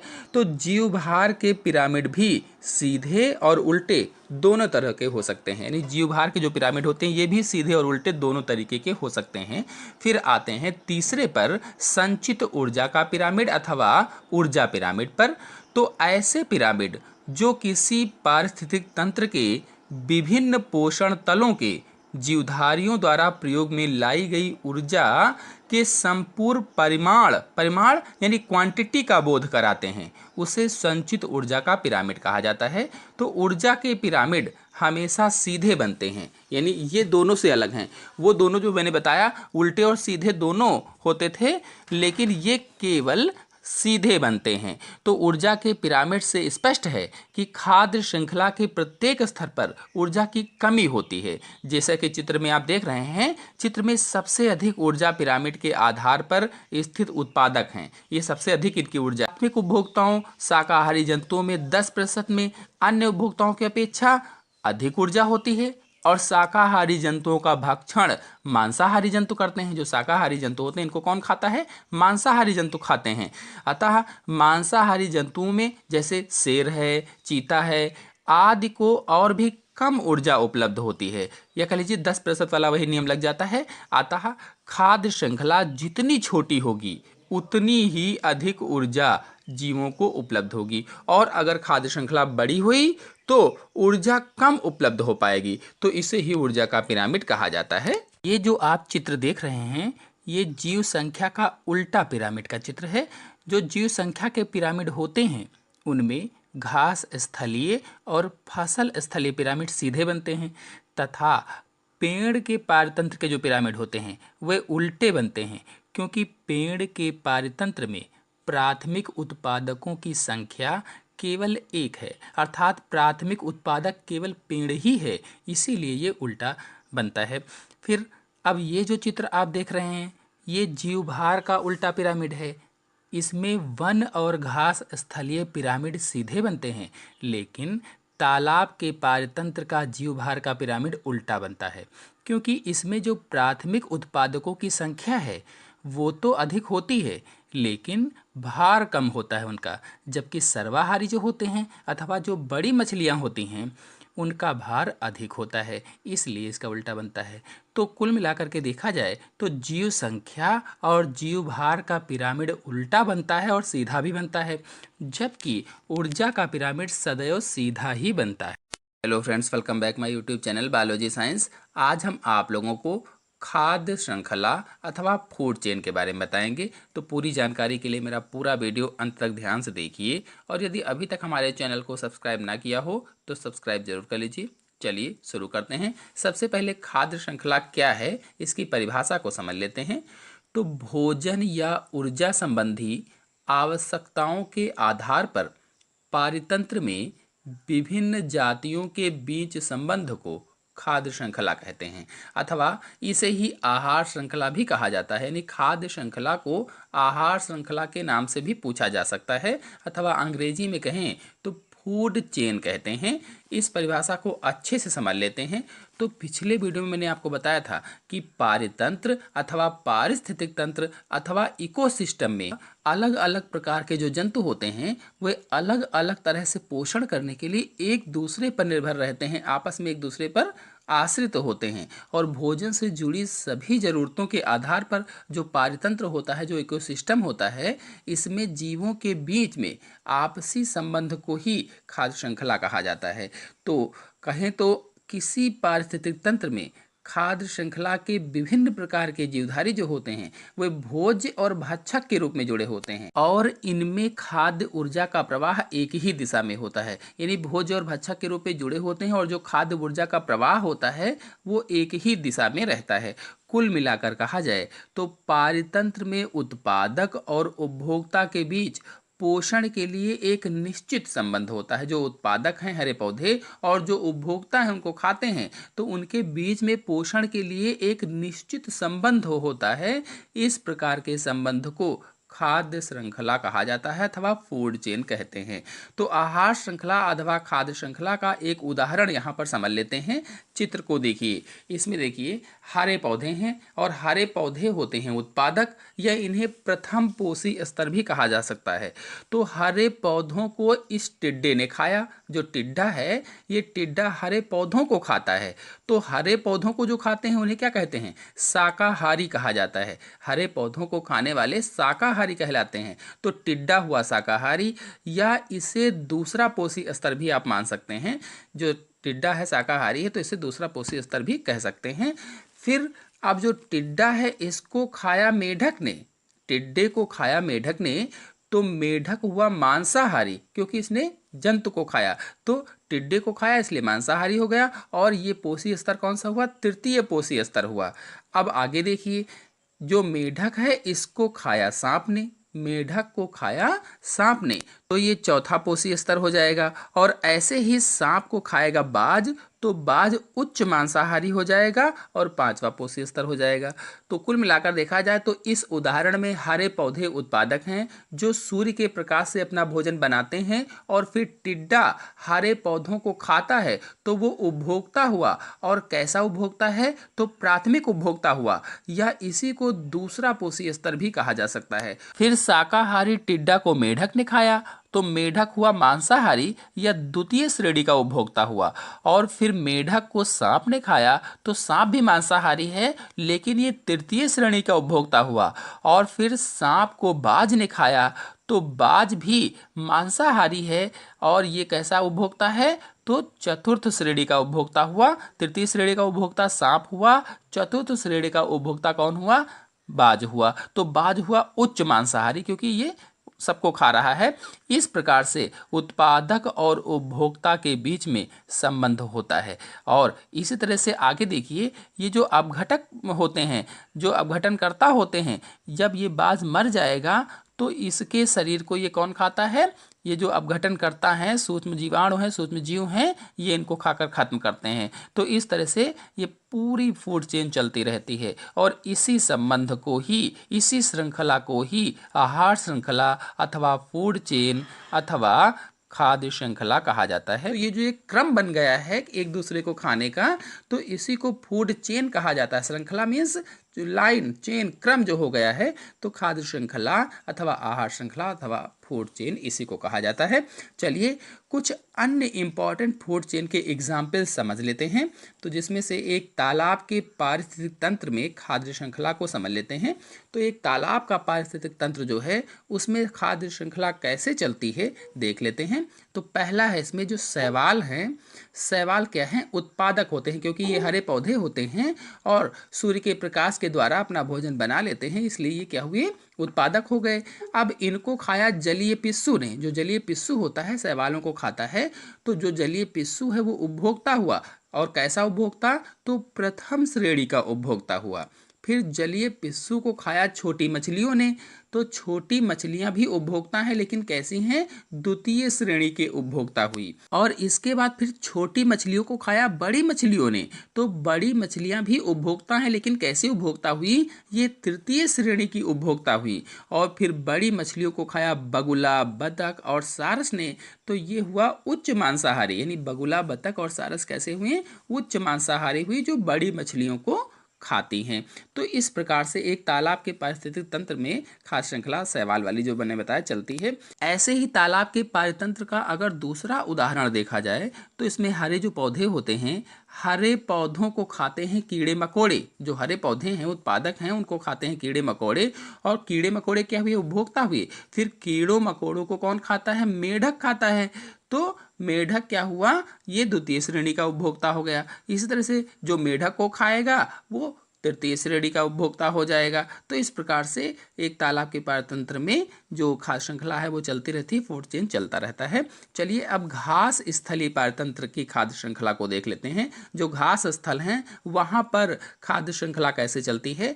तो देखिए, इसमें घास है, घास को खाया कीड़े मकोड़ों ने। जो घास थी कीड़े मकोड़ों ने खाया।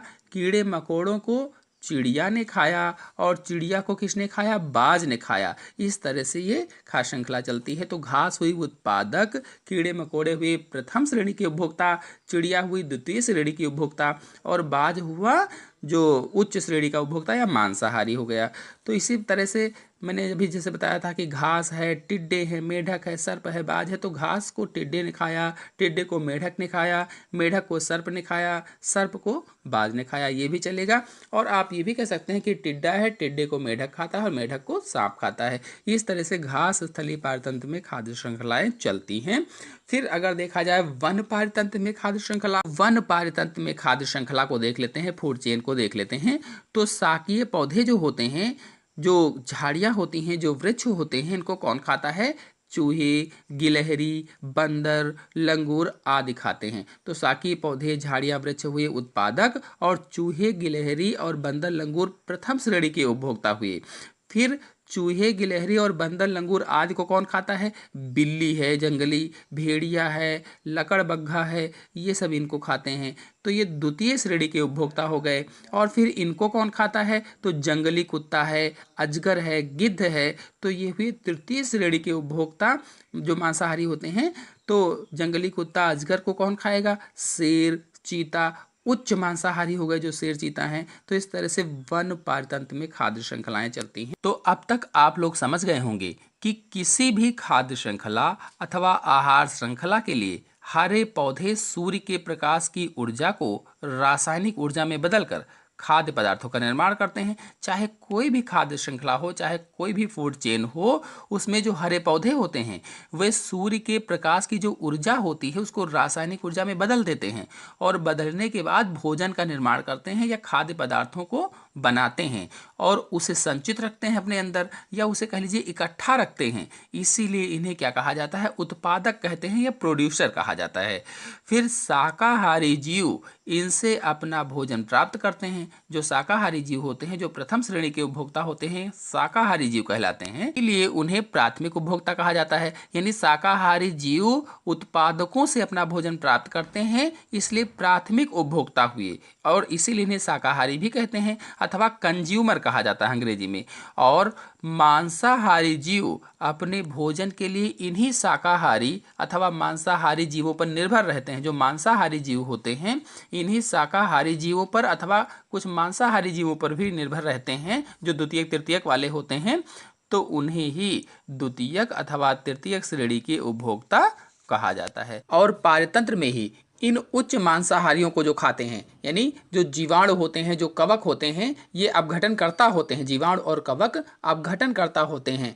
तो ये अपशिष्ट पदार्थों को या मरे हुए जीवों के शरीरों को खाकर उनको खत्म करते हैं, समाप्त करते हैं। तो ये सभी अपघटनकर्ता कहलाते हैं। तो ये सभी क्या करते हैं? उच्च मांसाहारियों को खा करके खाद्य श्रृंखला की चेन को पूरा करते हैं। आशा है आप सभी लोगों को फूड चेन अथवा आहार श्रृंखला अथवा खाद्य श्रृंखला अच्छी तरह से समझ में आई होगी। तो आज के अंक में इतना ही। अगले अंक की जानकारी के लिए मेरे चैनल को सब्सक्राइब कर लीजिए और साथ में बेल आइकन को भी प्रेस कर लीजिए ताकि अगला वीडियो जब भी मैं डालूँ उसकी नोटिफिकेशन आपको सबसे पहले प्राप्त हो जाए। धन्यवाद। Hello friends, welcome back my YouTube channel biology science. आज हम आप लोगों को खाद्य जाल अथवा फूड वेब के बारे में बताएंगे। तो पूरी जानकारी के लिए मेरा पूरा वीडियो अंत तक ध्यान से देखिए और यदि अभी तक हमारे चैनल को सब्सक्राइब ना किया हो तो सब्सक्राइब जरूर कर लीजिए। चलिए शुरू करते हैं। सबसे पहले खाद्य जाल की परिभाषा समझ लेते हैं, अर्थात एक्सप्लेनेशन ऑफ फूड वेब के बारे में जान लेते हैं। तो एक खाद्य श्रृंखला के जीवधारियों का संबंध दूसरी खाद्य श्रृंखलाओं के जीवधारियों से होता है। इस प्रकार अनेक खाद्य श्रृंखलाओं के पारस्परिक संबंध को खाद्य जाल अथवा फूड वेब कहते हैं। यानी जो एक खाद्य श्रृंखला होती है, जो आहार श्रृंखला होती है, उसके जीवधारी जो होते हैं उनका संबंध जो दूसरी खाद्य श्रृंखला होती है उसके जीवधारियों से होता है। और जब इस तरह से अनेक यानी बहुत सारी श्रृंखलाएं आपस में मिल जाती हैं, जुड़ जाती हैं, तो एक जाल सा बन जाता है। उसे ही खाद्य जाल कहा जाता है अथवा फूड वेब कहते हैं। चलिए इस परिभाषा को अच्छे से समझा देते हैं। पिछले वीडियो में मैंने खाद्य श्रृंखला अथवा आहार श्रृंखला को समझाया था। ये उसी आहार श्रृंखला अथवा खाद्य श्रृंखला अथवा फूड चेन का चित्र है। इसमें देखिए, हरे पौधों को टिड्डी ने खाया। जो हरे पौधे हैं इनको टिड्डी ने खाया और टिड्डे को मेढक ने खाया। फिर मेढक को सांप ने खाया। इसके बाद सांप को बाज ने खाया। तो ये एक सीधा सा क्रम चला कि एक के बाद एक को खाता गया। एक लाइन में पोषक स्तर है, यानी एक सीधा क्रम है, इसीलिए ये आहार श्रृंखला अथवा खाद्य श्रृंखला थी। अब ध्यान से देखिए, ये जो टिड्डा है इसे मेढक के अलावा कोई और नहीं खा सकता है क्या? सोचो। तो खा सकता है। टिड्डा को मेढक के अलावा कोई कीट भी खा सकता है अथवा टिड्डा को बाज भी खा सकता है। तो अब टिड्डा को खाने वाले मेढक, बाज और कोई कीट तीन हो गए। ऐसे ही जो मेढक है, मेढक को सांप के अलावा बाज भी खा सकता है, सारस भी खा सकती है। ऐसे ही हर खाद्य श्रृंखला में बहुत से जीव एक दूसरे को खा सकते हैं। अर्थात कुल मिलाकर कहा जाए तो पारितंत्र में अनेक आहार श्रृंखलाएं होती हैं। जो हमारा पारितंत्र है, जो इकोसिस्टम है, उसमें बहुत सी आहार श्रृंखलाएं होती हैं जो कहीं न कहीं एक दूसरे से जुड़ी रहती हैं। जो आहार श्रृंखलाएं हैं, जो फूड चेन है, वो कहीं ना कहीं एक दूसरे से जुड़ी हुई होती हैं और इन्हीं खाद्य श्रृंखलाओं के आपस में मिलने से एक जाल सा बन जाता है, बहुत सारा जटिल सा जाल बन जाता है, जिसे खाद्य जाल अथवा फूड वेब कहा जाता है। तो कोई भी खाद्य श्रृंखला हो या फूड चेन हो, उसमें वैकल्पिक रास्ते बनने से वह खाद्य जाल अथवा फूड वेब में बदल जाती है। उदाहरण के रूप में अगर देखा जाए तो हरे पौधों को खाने वाले टिड्डे भी होते हैं। जो हरे पौधे होते हैं इनको खाने वाले टिड्डे भी होते हैं। खरगोश भी हरे पौधों को खाते हैं और चूहे भी खा सकते हैं और चूहों को सर्प खाते हैं। अब देखिए, सर्प के लिए मेढक और चूहा वैकल्पिक भोजन हुआ। यानी जो सर्प है वो मेढक को भी खा सकता है और चूहे को भी खा सकता है, ये ऑप्शनल है उसके लिए। ऐसे ही बाज के लिए चूहा, सर्प और मेढक वैकल्पिक भोजन हुए। यानी जो बाज है वो चूहा भी खा सकता है, सर्प को भी खा सकता है और बाज मेढक को भी खा सकता है। तो इस प्रकार से इसे ही वैकल्पिक कहा जाता है, यानी उसके लिए ऑप्शनल है। इस आधार पर पारितंत्र में अनेक आहार श्रृंखलाएं होती हैं जो परस्पर अनेक प्रकार से जुड़कर एक खाद्य जाल सा बना लेती हैं। यानी कई आहार श्रृंखलाएं जब आपस में जुड़ जाती हैं, मिल जाती हैं, तो एक जाल सा बन जाता है। उसी को खाद्य जाल कहा जाता है। अथवा इसी को हम दूसरी तरह से भी कह सकते हैं कि प्रत्येक उपभोक्ता के लिए अपने उपभोग करने के लिए एक से अधिक प्रकार के जीव मिल जाते हैं, या प्रत्येक कंज्यूमर के लिए पोषण करने के लिए या पोषण करने की खातिर एक से ज़्यादा तरह के जंतु मिल जाते हैं। इस प्रकार से बने आहार श्रृंखलाओं के जाल को ही खाद्य जाल अथवा फूड वेब कहते हैं। तो इस प्रकार से अनेक खाद्य श्रृंखलाएं अथवा अनेक फूड चेन आपस में मिलकर एक जटिल सा जाल बना लेती हैं, जिसे खाद्य जाल कहा जाता है। तो आप लोगों को ऐसे ही एक जटिल खाद्य जाल अथवा फूड वेब का चित्र दिखाता हूँ। ये देखिए, ये एक जटिल खाद्य जाल का चित्र है। इस खाद्य जाल में पहले इस तरफ से देखते हैं, ये हरे पेड़ पौधे हैं जो उत्पादक होते हैं और अपना भोजन प्रकाश संश्लेषण क्रिया के द्वारा बना लेते हैं, इसीलिए उत्पादक कहलाते हैं। तो इनको खाया हिरन, बकरी, खरगोश और चूहों ने, यानी हिरन, बकरी, खरगोश और चूहे प्राथमिक उपभोक्ता हुए, प्राइमरी कंज्यूमर्स हुए, अथवा इन्हीं को शाकाहारी भी कहा जाता है। शाकाहारी क्यों? क्योंकि ये हरे पेड़ पौधों को खाते हैं, तो ऐसे जंतु जो हरे पेड़ पौधों को खाते हैं शाकाहारी भी कहलाते हैं और प्राथमिक उपभोक्ता भी होते हैं। अब हिरन को शेर खा गया, जो कि उच्च श्रेणी का उपभोक्ता था। बकरी को सियार ने खाया और सियार को शेर खा गया। ऐसे ही खरगोश को लोमड़ी ने खाया और लोमड़ी को मोर खाता है। ऐसे ही मोर को शेर और इसी तरह से चूहा को बिल्ली खाती है और चूहा को उल्लू भी खाता है। तो देखिए, शेर, हिरन, बकरी, खरगोश, लोमड़ी, मोर आदि सबको खा जाता है। यानी शेर के लिए जो ऑप्शनल है, जो वैकल्पिक भोजन है, वो कौन कौन हुए?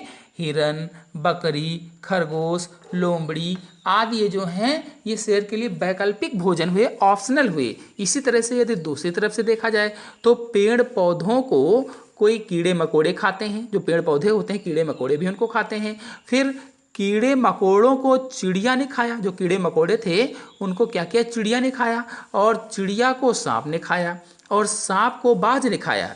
फिर यहाँ से देखिए, यहाँ है टिड्डा, और टिड्डे ने पेड़ पौधों को खाया। फिर टिड्डे को भी चिड़िया खाती है, और टिड्डे को मेढक भी खाता है, और मेढक को सांप भी खाता है और सारस भी खा लेती है। सारस को शेर खा जाता है और सारस मछली भी खाती है। तो देखिए, सांप के लिए यहाँ पर वैकल्पिक भोजन हुआ चिड़िया और मेढक, यानी सांप चिड़िया को भी खा लेता है और मेढक को भी खा लेता है, और इस तरफ भी शेर ने अपना कब्जा जमा रखा है। तो कुल मिलाकर किसी भी खाद्य श्रृंखला में वैकल्पिक रास्ते बनने से वह खाद्य जाल में बदल जाता है। यानी कोई भी खाद्य श्रृंखला हो, कोई भी फूड चेन हो, उसमें अगर वैकल्पिक रास्ते बन जाते हैं तो वह खाद्य जाल में बदल जाता है। कुल मिलाकर देखा जाए तो जब अनेक खाद्य श्रृंखलाएं परस्पर कहीं ना कहीं जुड़ जाती हैं तो उसे ही खाद्य जाल कहते हैं। यानी जब कई सारी खाद्य श्रृंखलाएं आपस में मिल जाती हैं तो वो खाद्य जाल बन जाता है, और इनमें अंतिम उपभोक्ता जो होता है वो प्रायः क्या होता है? एक ही होता है। अर्थात जो सर्वोच्च उपभोक्ता होता है वो प्रायः एक ही होता है। जैसे इसमें मैंने शेर को दर्शाया हुआ है, तो इसमें जो अंतिम उपभोक्ता है वो शेर ही है। चलिए अब आहार श्रृंखला और खाद्य जाल पर आधारित कुछ क्वेश्चन और उनके आंसर को बता देते हैं। तो पहला है, आहार श्रृंखला का महत्वपूर्ण कार्य बताइए। तो आहार श्रृंखला का महत्वपूर्ण कार्य क्या होगा? ऊर्जा और खाद्य पदार्थों का स्थानांतरण करना, यही आहार श्रृंखला का महत्वपूर्ण कार्य होता है। फिर दूसरा प्रश्न है, शाकाहारी उपभोक्ताओं को किस स्तर पर उपभोक्ता कहा जाता है? यानी जो उपभोक्ता होते हैं, जो कंज्यूमर होते हैं, प्राथमिक, द्वितीयक, तृतीयक, उनमें किनको शाकाहारी कहा जाता है? ये प्रश्न है। तो शाकाहारी को प्रथम स्तर पर उपभोक्ता कहा जाता है। जो प्राथमिक उपभोक्ता होते हैं उन्हीं को शाकाहारी कहा जाता है। फिर दूसरा है, आहार श्रृंखला का निर्माण कौन करता है? तो विभिन्न जैविक स्तरों पर भाग लेने वाले जो जीव होते हैं वही आहार श्रृंखला का निर्माण करते हैं। यानी अलग अलग जो जीव होते हैं उसमें पाए जाते हैं आहार श्रृंखला में, फूड चेन में, वही आहार श्रृंखला का निर्माण करते हैं। फिर अगला प्रश्न है, विभिन्न आहार श्रृंखला आपस में मिलकर क्या बनाती हैं? यानी कई सारी जब आहार श्रृंखलाएं अथवा फूड चेन आपस में मिल जाती हैं तो क्या बनाती हैं? अभी मैंने आपको बताया था, जब कई आहार श्रृंखलाएं आपस में मिल जाती हैं तो खाद्य जाल का निर्माण करती हैं या फूड वेब बनाती हैं। यानी जब कई सारी फूड चेन मिलती हैं तो फूड वेब बन जाता है। फिर अगला प्रश्न है, आहार श्रृंखला में हरे पौधों का कार्य क्या होता है? जो आहार श्रृंखला है, जो फूड चेन है, उसमें हरे पौधों का कार्य बताना है। तो आहार श्रृंखला में हरे पौधे उत्पादक होते हैं जो भोजन बनाने का कार्य करते हैं, यानी प्रकाश संश्लेषण क्रिया के द्वारा सूर्य के प्रकाश की उपस्थिति में, पर्णहरिम की उपस्थिति में प्रकाश संश्लेषण क्रिया के द्वारा भोजन बनाते हैं और इनका यही कार्य है भोजन बनाना, इसीलिए ये उत्पादक कहलाते हैं। फिर अगला प्रश्न है, आहार श्रृंखला के जाल को क्या कहते हैं? यानी जो आहार श्रृंखला है, जो फूड चेन है, यदि उसमें बहुत सारा जो आहार श्रृंखलाएं मिल जाती हैं, एक जाल सा बन जाता है, तो उसे क्या कहा जाता है? तो उसे फूड वेब कहा जाता है अथवा खाद्य जाल कहते हैं। तो खाद्य जाल की परिभाषा क्या होगी? जब कई आहार श्रृंखलाएं आपस में मिलकर एक जाल सा बना लेती हैं तो उसे ही खाद्य जाल कहा जाता है। आशा है आप सभी लोगों को खाद्य जाल अथवा फूड वेब पर यह वीडियो अच्छी तरह से समझ में आया होगा। तो आज के अंक में इतना ही। अगले अंक की जानकारी के लिए मेरे चैनल को सब्सक्राइब कर लीजिए और साथ में बेल आइकन को भी प्रेस कर लीजिए ताकि अगले वीडियो की नोटिफिकेशन आपको सबसे पहले प्राप्त हो जाए। धन्यवाद। Hello friends, welcome back my YouTube channel biology science. आज हम आप लोगों को खाद्य श्रृंखला और खाद्य जाल में अंतर बताएंगे, अर्थात differences between food chain and food web के बारे में बात करेंगे। तो चलिए शुरू करते हैं। सबसे पहला अंतर है पारितंत्र अथवा इकोसिस्टम में एक जीव से दूसरे जीव में भोज्य पदार्थों का स्थानांतरण खाद्य श्रृंखला अथवा फूड चेन कहलाता है। अर्थात खाद्य श्रृंखला अथवा फूड चेन एक सरल प्रकार की संरचना है जिसमें जो खाने वाली चीज़ें होती हैं अथवा कहें तो जो भोजन होता है, भोजन के रूप में ऊर्जा एक जीव से दूसरे जीव में जाती है, जिसकी परिभाषा मैंने पिछले वीडियो में आपको बताया था कि आहार श्रृंखला विभिन्न प्रकार के जीवधारियों का वह क्रम है जिसके द्वारा एक पारिस्थितिक तंत्र में अथवा पारितंत्र में खाद्य पदार्थों के रूप में ऊर्जा का प्रवाह एक दिशा में होता है। तो उसी को यहाँ पर मैंने बताया है कि जो खाने वाली चीज़ें होती हैं, जो भोजन होता है, भोजन के रूप में ऊर्जा एक जीव से दूसरे जीव में जाती है, ये खाद्य श्रृंखला हो जाएगी। जबकि खाद्य जाल में पारितंत्र अथवा इकोसिस्टम से खाद्य श्रृंखला परस्पर मिलकर खाद्य जाल बनाती है। कहने का मतलब ये हुआ, जब अनेक छोटी छोटी खाद्य श्रृंखलाएं अथवा फूड चेन आपस में मिल जाती हैं और एक जटिल जाल सा बन जाता है तो उसे ही खाद्य जाल कहा जाता है अथवा फूड वेब कहा जाता है। यानी जब कई सारी फूड चेन या खाद्य श्रृंखलाएं आपस में मिल जाती हैं तो एक जाल सा बन जाता है, उसे फूड वेब कहते हैं। तो कुल मिलाकर देखा जाए तो आहार श्रृंखला एक सरल प्रकार की संरचना है या एक सरल श्रृंखला के रूप में होती है, जबकि खाद्य जाल एक जटिल श्रृंखला है जो जाल के रूप में होती है या वेब के रूप में होती है। जैसे नेटवर्किंग होती है, बिल्कुल वैसे ही एक दूसरे से जुड़ी हुई होती है। फिर आते हैं दूसरे अंतर पर। खाद्य श्रृंखला अथवा फूड चेन में ऊर्जा का प्रवाह एक दिशा में होता है अथवा कहें तो ऊर्जा का प्रवाह एक पथीय होता है, जबकि खाद्य जाल अथवा फूड वेब में ऊर्जा का प्रवाह बहुपथीय होता है। अर्थात खाद्य श्रृंखला में जो ऊर्जा होती है, ऊर्जा का प्रवाह एक दिशीय होता है, एक ही मार्ग से होता है। मतलब यहाँ पर कोई भी विकल्प नहीं होता है, एक ही मार्ग से उसको जाना होता है।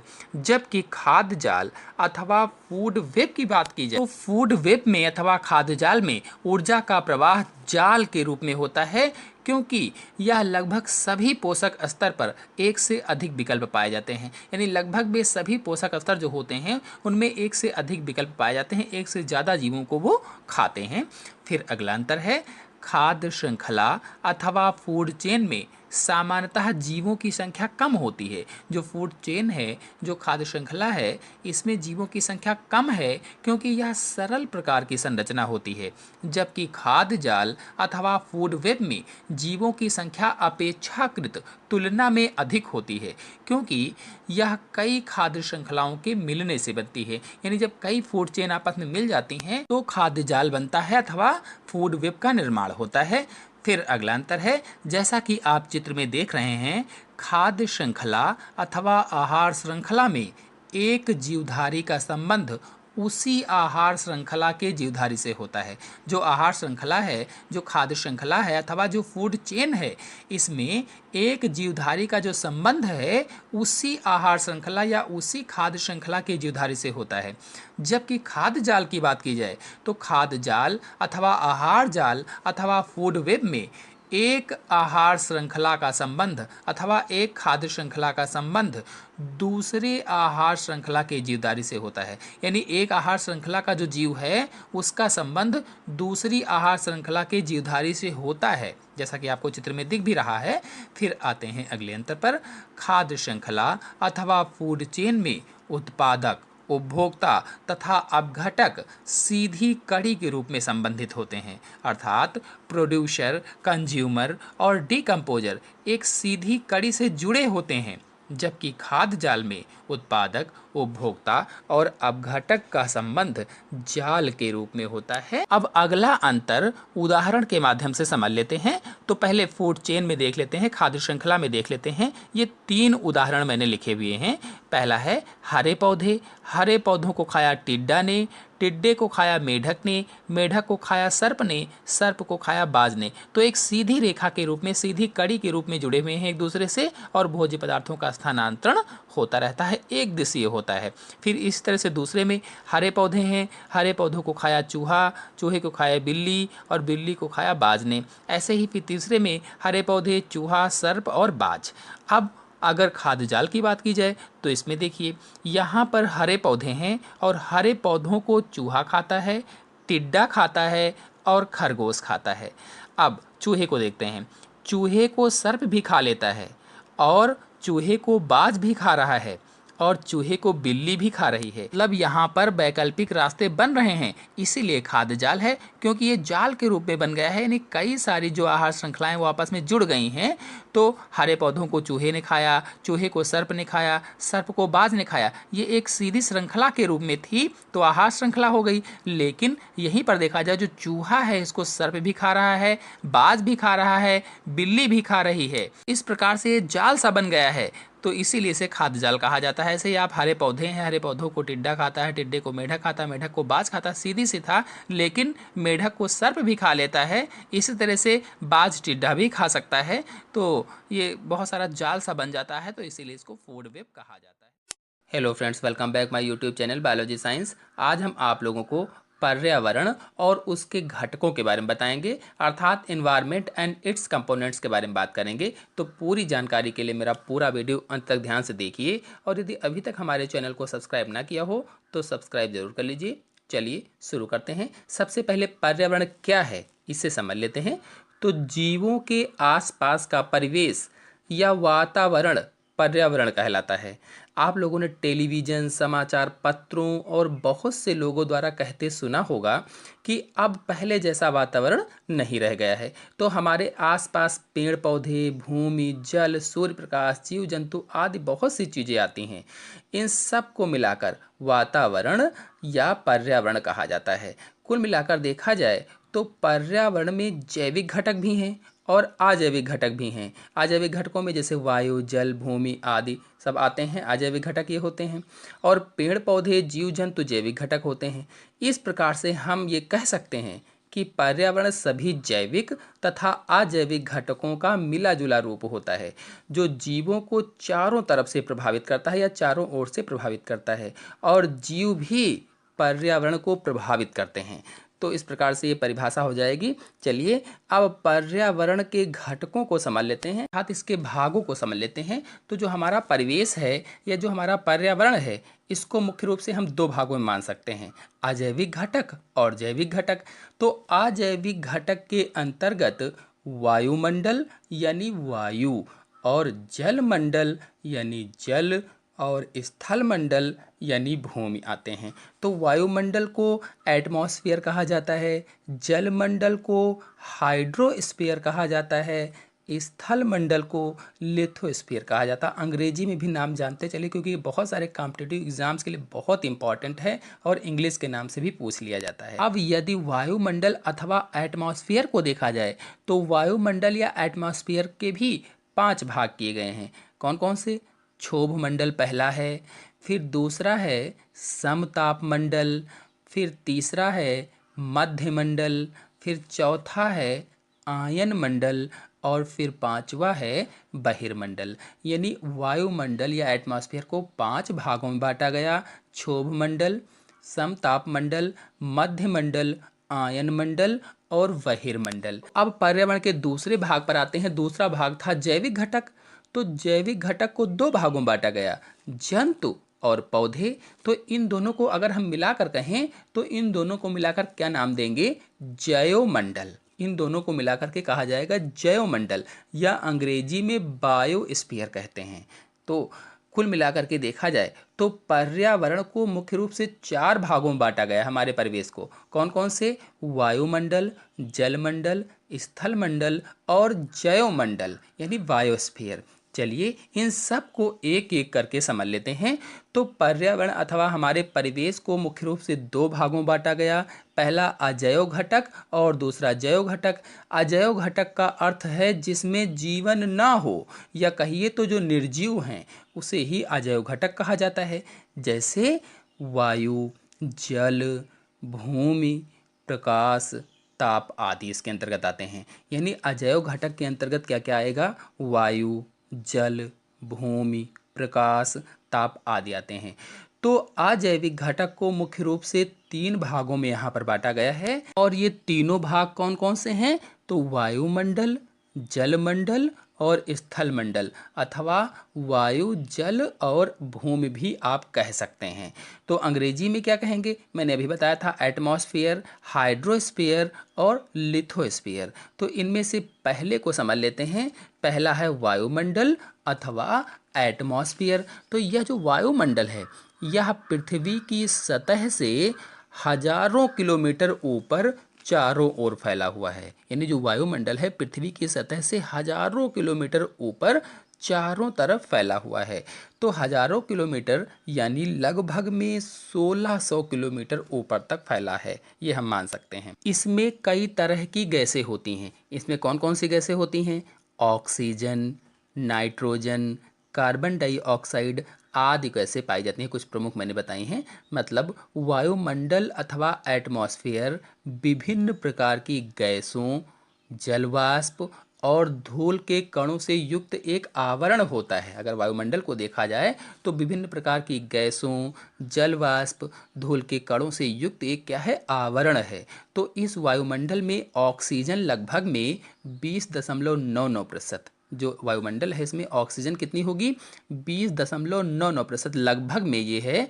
नाइट्रोजन को अगर देखा जाए तो नाइट्रोजन 78.03% और कार्बन डाइऑक्साइड 0.03%। आर्गन भी पाया जाता है। आर्गन का प्रतिशत कितना है? लगभग में 0.94% होता है। बता दें कि ये सभी गैसें वायुमंडल में संतुलित मात्रा और अनुपात में पाई जाती हैं। यानी जो गैसें हैं ये वायुमंडल में संतुलित मात्रा और एक अनुपात में पाई जाती हैं। यहीं पर आपको बता दें यदि इनके संतुलन में कोई बिगाड़ पैदा होता है, या कह लीजिए कि अधिक ज़्यादा हो जाती हैं, तो उसे ही प्रदूषण कहा जाता है। तो वायुमंडल को 5 भागों में बांटा गया है, यानी एटमॉस्फेयर को 5 भागों में बांटा गया है। पहला है क्षोभ मंडल, अथवा अंग्रेजी में इसे ट्रोपोस्फियर कहते हैं। क्षोभ मंडल या ट्रोपोस्फियर, अंग्रेजी का नाम भी जानते चलिए, कॉम्पिटिटिव एग्जाम से इंग्लिश के नाम से पूछ लेते हैं। तो वायुमंडल का आधार वाला जो भाग है उसे ही ट्रोपोस्फियर कहा जाता है, अथवा क्षोभ मंडल कहते हैं। अथवा हम इसे ये भी कह सकते हैं कि वायुमंडल का सबसे नीचे वाला जो क्षेत्र है, नीचे का जो भाग है, उसे ही क्षोभ मंडल कहा जाता है। बता दें कि यह भूमि की सतह से भूमध्य रेखा पर लगभग 18 किलोमीटर तक फैला है। यानी अगर हम भूमि की सतह से देखें तो भूमि की सतह से लगभग में 18 किलोमीटर ऊपर तक फैला हुआ है। ये भूमध्य रेखा पर है। और अगर ध्रुवों की बात की जाए तो ध्रुवों पर लगभग 11 किलोमीटर तक फैला हुआ है। क्षोभ मंडल अथवा ट्रोपोस्फियर सभी जीवों के लिए महत्वपूर्ण है। तो जीवधारियों के लिए यह अत्यंत उपयोगी है। क्षोभ मंडल अथवा ट्रोपोस्फियर से ही ऋतु परिवर्तन होते हैं। यानी क्षोभ मंडल में ही ऋतु परिवर्तन होते हैं। कौन कौन से? जैसे वर्षा होना, सर्दी होना आदि। और क्या क्या? बादलों का बनना, बिजली का चमकना, ओलों का बनना आदि। ये जो महत्वपूर्ण घटनाएं हैं ये क्षोभ मंडल में ही होती हैं या ट्रोपोस्फियर में ही होती हैं। कौन कौन सी घटनाएं हो जाएंगी? ऋतु परिवर्तन। ऋतु परिवर्तन में वर्षा, सर्दी आदि। फिर बादलों का बनना, बिजली का चमकना, ओलों का बनना आदि महत्वपूर्ण घटनाएं क्षोभ मंडल अथवा ट्रोपोस्फियर में होती हैं।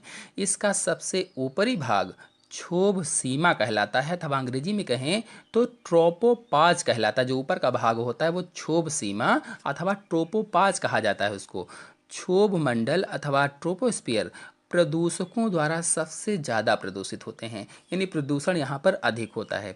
बता दें कि जाड़े में क्षोभ मंडल की ऊंचाई घट जाती है और गर्मी में क्षोभ मंडल की ऊंचाई बढ़ जाती है, इसलिए अन्य क्षेत्रों की ऊंचाई पर भी प्रभाव पड़ सकता है।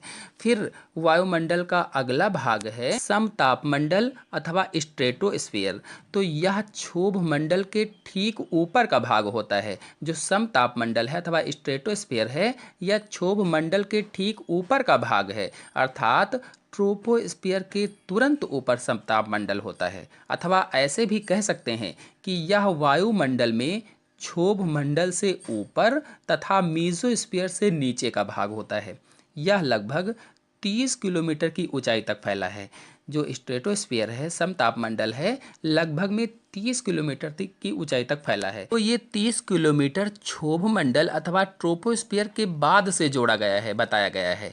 यदि पृथ्वी की सतह से देखा जाए तो लगभग में 50 किलोमीटर ऊपर तक फैला हुआ है। ये जो समतापमंडल है, अगर पृथ्वी की सतह से देखें तो 50 किलोमीटर ऊपर तक फैला है। तो समतापमंडल में ही ओजोन परत होती है, यानी इसी मंडल में ओजोन परत पाई जाती है, या कहें तो स्ट्रेटोस्फियर में ही ओजोन परत होती है, जो सूर्य से आने वाली पराबैंगनी विकिरणों को अवशोषित कर लेती है। ये जो पराबैंगनी विकिरण होते हैं अत्यंत जहरीले होते हैं, तो ये सूर्य से आने वाले जो पराबैंगनी किरणें होती हैं, जो अल्ट्रावायलेट रेडिएशंस होते हैं, उनको एब्जॉर्ब कर लेते हैं। इस भाग का तापक्रम 90 डिग्री सेंटीग्रेड तक रहता है। ये जो समतापमंडल है, इसका तापक्रम 90 डिग्री सेंटीग्रेड तक रहता है, और तापक्रम में यह बढ़त ओजोन गैस के निर्माण के कारण ही होती है। इस क्षेत्र में ऋतु परिवर्तन नहीं होता है, इसीलिए इसे समतापमंडल बोला जाता है। ओजोन गैस के अलावा इस मंडल में N2 और O2 भी कुछ मात्रा में पाई जाती हैं। तो ओजोन परत पाई जाने के कारण ही इसे ओजोन मंडल भी कहा जाता है, क्योंकि इसमें ओजोन परत पाई जाती है, इसीलिए इसे ओजोन मंडल भी कहा जाता है।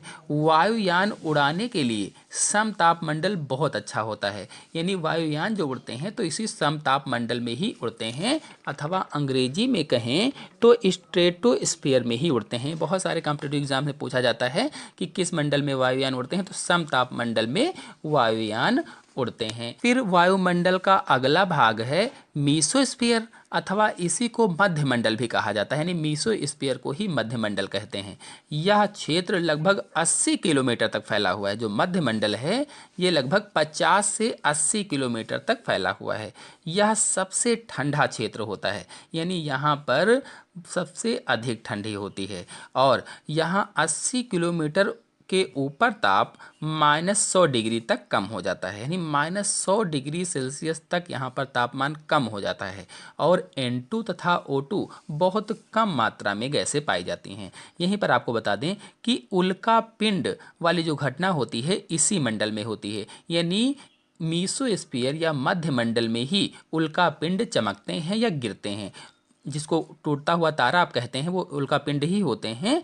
तो ये घटना इसी मंडल में घटित होती है।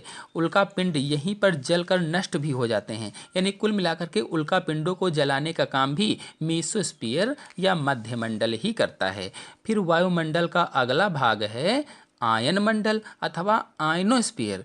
तो यह क्षेत्र 80 किलोमीटर से लेकर के 640 किलोमीटर फैला हुआ है, यानी जो आयनोस्फीयर है या आयनमंडल है ये 80 किलोमीटर से 640 किलोमीटर तक फैला हुआ है। यहाँ पर ताप 1200 सेंटीग्रेड तक बढ़ता है, इसीलिए इसे तापमंडल भी कहा जाता है, क्योंकि इतना सारा ताप बढ़ता है इसीलिए इसे तापमंडल भी कहते हैं। यह विद्युत आवेशों और आयनित गैसों का क्षेत्र है। विद्युत आवेशों और आयनित गैसों का क्षेत्र है। इसी मंडल से रेडियो तरंगें परावर्तित होकर पुनः पृथ्वी पर आती हैं। यानी जो आयनोस्फीयर है, जो आयन मंडल है, इसी मंडल से रेडियो तरंगें परावर्तित होकर पुनः पृथ्वी पर आती हैं। यहीं पर इलेक्ट्रॉन प्रोटॉन आवेशित होते हैं। जो इलेक्ट्रॉन प्रोटॉन है यहीं पर चार्ज होते हैं। यही आवेशित कण रेडियो तरंगों को पृथ्वी पर फिर से वापस भेज देते हैं और संचार का आधार बनाते हैं। अर्थात हम टीवी वगैरह इसी के कारण देख पाते हैं। सैटेलाइट इसी मंडल में छोड़े जाते हैं जिससे हम लोग टीवी वगैरह देखते हैं। अरोरा की घटना भी इसी मंडल में होती है। जो अरोरा की घटना है ये उत्तरी और दक्षिणी ध्रुव पर दिखाई देती है। अरोरा की घटना चमकदार होती है ये घटना, तो इसी आयनोस्फीयर या आयन मंडल में होती है। अब आते हैं अंतिम भाग बहिर्मंडल अथवा एक्सोस्फीयर पर। एक्सोस्फीयर है यह वायुमंडल का सबसे बाहरी भाग है और 640 किलोमीटर के ऊपर का भाग ही बहिर्मंडल होता है। तो 640 किलोमीटर के ऊपर, और इसमें गैसें कौन कौन सी? हल्की गैसें पाई जाती हैं। हल्की गैसें कौन कौन सी होती हैं? हाइड्रोजन है, हीलियम है आदि, ये हल्की गैसें इसमें पाई जाती हैं। अब पर्यावरण के दूसरे भाग जल मंडल पर आते हैं अथवा हाइड्रोस्फीयर को समझ लेते हैं। तो हमारी पृथ्वी पर पाए जाने वाले सभी जल स्रोत जलमंडल में पाए जाते हैं। यानी जितने भी पृथ्वी पर जल स्रोत होते हैं वो सभी जलमंडल में पाए जाते हैं। जैसे कौन कौन से जल स्रोत हैं? सागर, नदियाँ, झीलें, तालाब आदि ये जो जल स्रोत हैं ये सब कहाँ पाए जाते हैं? जलमंडल में पाए जाते हैं। जलमंडल में जल तीनों अवस्थाओं में पाया जाता है। तीन अवस्थाएं कौन कौन सी हैं? ठोस, द्रव, गैस। तो ठोस के रूप में अगर देखा जाए तो बर्फ के जो ग्लेशियर होते हैं वो ठोस के रूप में पाए जाते हैं। अगर द्रव के रूप में देखा जाए तो जो नदियां हैं द्रवित होती हैं। वाष्प के रूप में अगर देखा जाए तो जो नमी होती है वाष्प के रूप में होती है। तो पृथ्वी पर लगभग 75% जल होता है। लगभग में है ये 75% जल होता है, कहीं कहीं पर 71% भी आपको लिखा मिल जाएगा। तो पृथ्वी पर लगभग में 75% जल, जिसमें से 97% भाग सागरों में, यानी 75% जल का जो 97% भाग है वो सागरों में पाया जाता है। और तो 2% ध्रुवों की बर्फ तथा ग्लेशियर हो जाएंगे और 0.6% जमीन के अंदर वाला जल पाया जाता है, 0.6%। और इसी तरह से 0.01% झीलों और नदियों में पाया जाता है। तो फिर पर्यावरण का अगला भाग है स्थलमंडल अथवा लिथोस्फीयर। स्थलमंडल अथवा लिथोस्फीयर तो पृथ्वी का वह भाग जहाँ जीव जंतु पेड़ पौधे पाए जाते हैं स्थलमंडल कहलाता है। यानी जिस भाग पर जीव जंतु पेड़ पौधे होते हैं उसे स्थलमंडल अथवा लिथोस्फीयर कहते हैं। तो यह पृथ्वी के संपूर्ण क्षेत्रफल का लगभग 29% भाग होता है। जो लिथोस्फीयर है, जो स्थलमंडल है, पृथ्वी के संपूर्ण क्षेत्रफल का लगभग में 29% भाग होता है। इसकी रचना विभिन्न प्रकार के खनिजों से हुई है, अनेक तत्वों से मिलकर हुई है, शैलों से या चट्टानों से मिलकर हुई है और विभिन्न प्रकार की मिट्टियों से मिलकर हुई हैं। अब आते हैं जैवमंडल अथवा बायोस्फीयर पर। तो जैवमंडल या बायोस्फीयर के अंतर्गत क्या है? जीव जंतुओं और पेड़ पौधों के जीवन के अनुकूल परिवेश को ही जैवमंडल कहा जाता है। यानी जीव जंतु और पेड़ पौधों का जो अनुकूल परिवेश होता है, पर्यावरण होता है, उसे ही जैवमंडल कहते हैं अथवा बायोस्फीयर कहते हैं। चूँकि इस मंडल में जीवन है इसीलिए इसे जीवनदायिनी मंडल भी कहा जाता है। यानी जीवन होने के कारण ही इसे जीवनदायिनी मंडल भी कहते हैं। इस मंडल में जीवन होने के कारण ऑक्सीजन, तापमान, नमी तथा वायु दाब की उचित मात्रा होती है। चूँकि जीवन है इसीलिए यहाँ पर ऑक्सीजन, तापमान, नमी और वायुमंडल की उचित मात्रा है और ये मात्रा है इसीलिए जीवन है।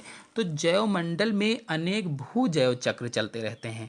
भूजैव चक्र कौन कौन से चलते हैं? जैसे जल चक्र, कार्बन चक्र, ऑक्सीजन चक्र, नाइट्रोजन चक्र। तो इन सभी चक्रों के बारे में एक एक करके हम आपको अगले वीडियो में समझाते रहेंगे। आशा है आप लोगों को पर्यावरण के विभिन्न घटक अच्छी तरह से समझ में आए होंगे। तो आज के अंक में इतना ही। अगले अंक की जानकारी के लिए मेरे चैनल को सब्सक्राइब कर लीजिए और साथ में बेल आइकन को भी प्रेस कर लीजिए ताकि अगले वीडियो की नोटिफिकेशन आपको सबसे पहले प्राप्त हो जाए। धन्यवाद। Hello friends, welcome back my YouTube channel biology science. आज हम आप लोगों को ओजोन परत अथवा ओजोन लेयर के बारे में बताएंगे। तो पूरी जानकारी के लिए मेरा पूरा वीडियो अंत तक ध्यान से देखिए और यदि अभी तक हमारे चैनल को सब्सक्राइब ना किया हो तो सब्सक्राइब जरूर कर लीजिए। चलिए शुरू करते हैं। सबसे पहले ओजोन परत क्या है ये जान लेते हैं। तो वायुमंडल के ऊपरी भाग समताप मंडल अथवा स्ट्रेटोस्फीयर में ऑक्सीजन के 3 परमाणु वाले अणु पाए जाते हैं जिन्हें ओजोन कहते हैं। यदि आप लोग वायुमंडल की परतों, क्षोभमंडल, समतापमंडल आदि के बारे में नहीं जानते हैं तो मैंने पिछले वीडियो में वायुमंडल की सभी परतों के बारे में डिटेल से समझाया था, आप लोग मेरे चैनल पर जाकर के देख सकते हैं। तो वायुमंडल की दूसरी परत समतापमंडल है और समतापमंडल में ओजोन परत पाई जाती है, इसीलिए समतापमंडल को ओजोन मंडल भी कहा जाता है। तो समतापमंडल में ही ओजोन परत पाई जाती है। बता दें कि सामान्य रूप से ऑक्सीजन द्विपरमाणविक अणु के रूप में होती है। अगर सामान्य रूप से देखा जाए तो जो ऑक्सीजन होती है वो द्विपरमाणविक अणु के रूप में होती है, अथवा कहें तो O2 के रूप में पाई जाती है। O2 के रूप में हम लोग जानते हैं कि ये ऑक्सीजन है। लेकिन समतापमंडल में ऑक्सीजन की 3 परमाणु वाले अणु पाए जाते हैं, यानी जो समतापमंडल है इसमें ऑक्सीजन के 3 परमाणु वाले अणु पाए जाते हैं, या O3 के रूप में ऑक्सीजन पाई जाती है। इन्हीं अणुओं को ओजोन कहा जाता है। इन सभी अणुओं के मिलने से एक लेयर बन जाती है, यानी जो ये अणु पाए जाते हैं इन सब के मिलने से एक लेयर बन जाती है, एक परत बन जाती है, जिसे ओजोन परत कहते हैं। यह परत हल्के नीले रंग की होती है। जो ओजोन परत है ये हल्के नीले रंग की होती है। यह परत सूर्य से आने वाली हानिकारक परावैंगनी किरणों को पृथ्वी तक जाने से रोकती है, अर्थात जो सूर्य से खतरनाक अल्ट्रावायलेट रेज निकलती हैं इनको ओजोन परत पृथ्वी तक आने नहीं देती है, बल्कि सूर्य से आने वाली इन हानिकारक परावैंगनी विकिरणों को अवशोषित कर लेती है, अपने अंदर सोख लेती है, जिससे पृथ्वी के जीवों की सुरक्षा होती है। यानी ये जो हानिकारक परावैंगनी किरणें हैं पृथ्वी के जीवों को बहुत ज़्यादा नुकसान पहुंचा सकती हैं, तो इनको ये क्या करती है, ओजोन परत अपने में अवशोषित कर लेती है, तो ये पृथ्वी तक नहीं आ पाती हैं। लेकिन कुछ वर्षों से मानव जनित अनेक क्रियाओं के कारण, यानी कुछ सालों से मानव के द्वारा अनेक ऐसी क्रियाएं की जा रही हैं जिनके द्वारा ओजोन परत घट रही है, ओजोन परत का ह्रास हो रहा है, क्षय हो रहा है। तो पिछले कई सालों से मनुष्य की बहुत सी क्रियाओं के कारण कुछ जैसे केमिकल वायुमंडल में बढ़ रहे हैं, यानी ऐसी क्रियाएं करते हैं कि जिसकी वजह से केमिकल वायुमंडल में बढ़ गए हैं, जिससे ओजोन परत खत्म हो रही है, ओजोन का क्षय हो रहा है। अब ये कौन कौन से रसायन हैं जिनसे ओजोन परत का क्षय हो रहा है, ह्रास हो रहा है?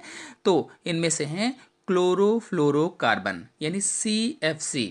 तो ये प्रमुख है और इम्पॉर्टेंट भी है। पूछा जाता है कि ओजोन परत का क्षय किनके कारण होता है, तो आप बता सकते हैं CFC यानी क्लोरोफ्लोरोकार्बन के कारण, जिसका प्रयोग रेफ्रिजरेशन में किया जाता है। यानी CFC का प्रयोग कहाँ करते हैं? रेफ्रिजरेशन में किया जाता है, यानी वस्तुओं को ठंडा करने के लिए जो रेफ्रिजरेशन होते हैं उसमें CFC का प्रयोग किया जाता है। और अग्निशमन में भी इसका प्रयोग किया जाता है। अग्निशमन यानी आग को बुझाने वाले जो यंत्र होते हैं उसमें भी इसका प्रयोग किया जाता है। इसी प्रकार से नाइट्रोजन मोनोऑक्साइड यानी NO जो होती है यह भी ओजोन परत को खत्म करती है, उसको छीण करती है। तो ये जो क्लोरोफ्लोरोकार्बन है यह क्लोरीन तथा फ्लोरीन युक्त कार्बन यौगिक होते हैं। यानी जो क्लोरोफ्लोरोकार्बन है CFC है ये क्लोरीन और फ्लोरीन युक्त कार्बनिक यौगिक होते हैं या कार्बन यौगिक हैं। इन सभी के कारण ओजोन परत में जगह जगह पर छिद्र हो रहे हैं। यानी इन सभी पदार्थों के कारण, रसायनों के कारण जो ओजोन परत है उसमें जगह जगह पर छिद्र हो रहे हैं। इन छिद्रों को ओजोन छिद्र कहा जाता है। जैसे परीक्षा में पूछा जाए ओजोन छिद्र किसे कहते हैं, तो ओजोन परत में जो जगह जगह पर छिद्र हो जाते हैं इन्हीं छिद्रों को ओजोन छिद्र कहा जाता है। ओजोन परत का खत्म होना अथवा क्षीण होना अथवा इसका ह्रास होना पृथ्वी के सभी जीवों के लिए खतरा पैदा कर सकता है। तो किस प्रकार का खतरा पैदा करेगा, कैसे हम प्रभावित होंगे, यानी ओजोन परत क्षीण होती रही तो जीवन पर क्या क्या प्रभाव पड़ेंगे, चलिए हम इसको समझ लेते हैं, जान लेते हैं। तो पहला है त्वचा के कैंसर एवं त्वचा में अन्य विकार उत्पन्न हो जाएंगे। यानी यदि अल्ट्रावायलेट रेज हमारे त्वचा पर पड़ी तो क्या होगा कि त्वचा कैंसर हो सकता है, और त्वचा के अन्य विकारों में जैसे सूजन आ सकती है और त्वचा में जलन हो सकती है या जल भी सकती है त्वचा, तो इस तरह से हो जाएंगे। और फिर दूसरा है नेत्रों के कार्निया स्तर को धीरे धीरे अपारदर्शी कर देता है। यानी नेत्रों में जो कार्निया का स्तर होता है वो धीरे धीरे अपारदर्शी हो जाएगा, और जब अपारदर्शी हो जाएगा तो अंधापन विकसित हो जाएगा, यानी हम देख नहीं पाएंगे। फिर अगला है जीनी संरचना में परिवर्तन से जीनी विकार उत्पन्न हो सकता है, यानी हमारी जो जीनी संरचना है उसमें भी परिवर्तन हो सकता है। यदि अल्ट्रावायलेट रेज हमारे ऊपर पड़ती रहीं तो जीनी विकार उत्पन्न हो सकते हैं। यदि जीन के बारे में आप नहीं जानते हैं तो मेरे चैनल में फुल वीडियो अपलोडेड है, आप लोग जा करके देख सकते हैं। जेनेटिक पर पूरे वीडियो मैंने अपलोड कर रखे हैं।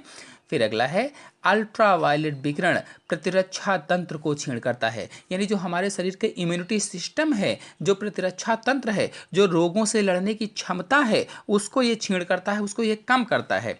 फिर अगला है अल्ट्रावायलेट प्रकाश की अधिक मात्रा से जलीय जीव जंतुओं पर प्रतिकूल प्रभाव पड़ता है, जिससे खाद्य विचलित हो जाती है। जो खाद्य श्रृंखलाएं होती हैं वो विचलित हो जाती हैं, यानी जो अल्ट्रावायलेट रेज आएंगी पृथ्वी तक, जब ओजोन परत खत्म हो जाएगी, छीण हो जाएगी जगह जगह पर, तो अल्ट्रावायलेट रेज नीचे तक आएंगी, जिससे जो जल के जीव जंतु हैं, जो जल के जीव जंतु पाए जाते हैं, उनमें जो खाद्य श्रृंखलाएं होती हैं वो विचलित हो जाएंगी, ठीक से नहीं चल पाएंगी। खाद्य श्रृंखला के बारे में यदि आप लोग नहीं जानते तो अभी जल्द ही मैंने वीडियो अपलोड किया है, फुल वीडियो अपलोडेड है अलग अलग करके।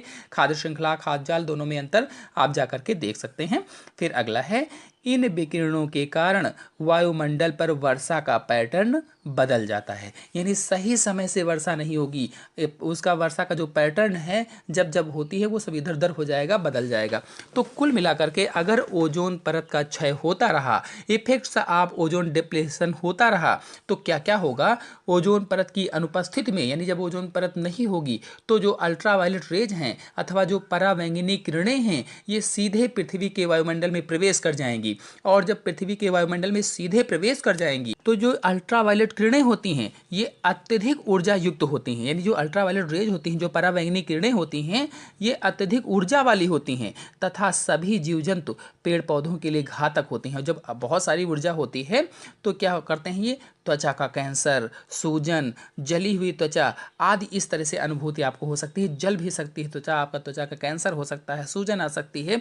तो आनुवांशिक पदार्थ डीएनए में अवांछित परिवर्तन भी हो सकते हैं, यानी जो आपका आनुवांशिक पदार्थ जो जीन है उसमें भी परिवर्तन हो सकते हैं। अवांछित यानी जो हम नहीं चाहते हैं ऐसे परिवर्तन हो सकते हैं, ऐसे घातक परिवर्तन हो सकते हैं।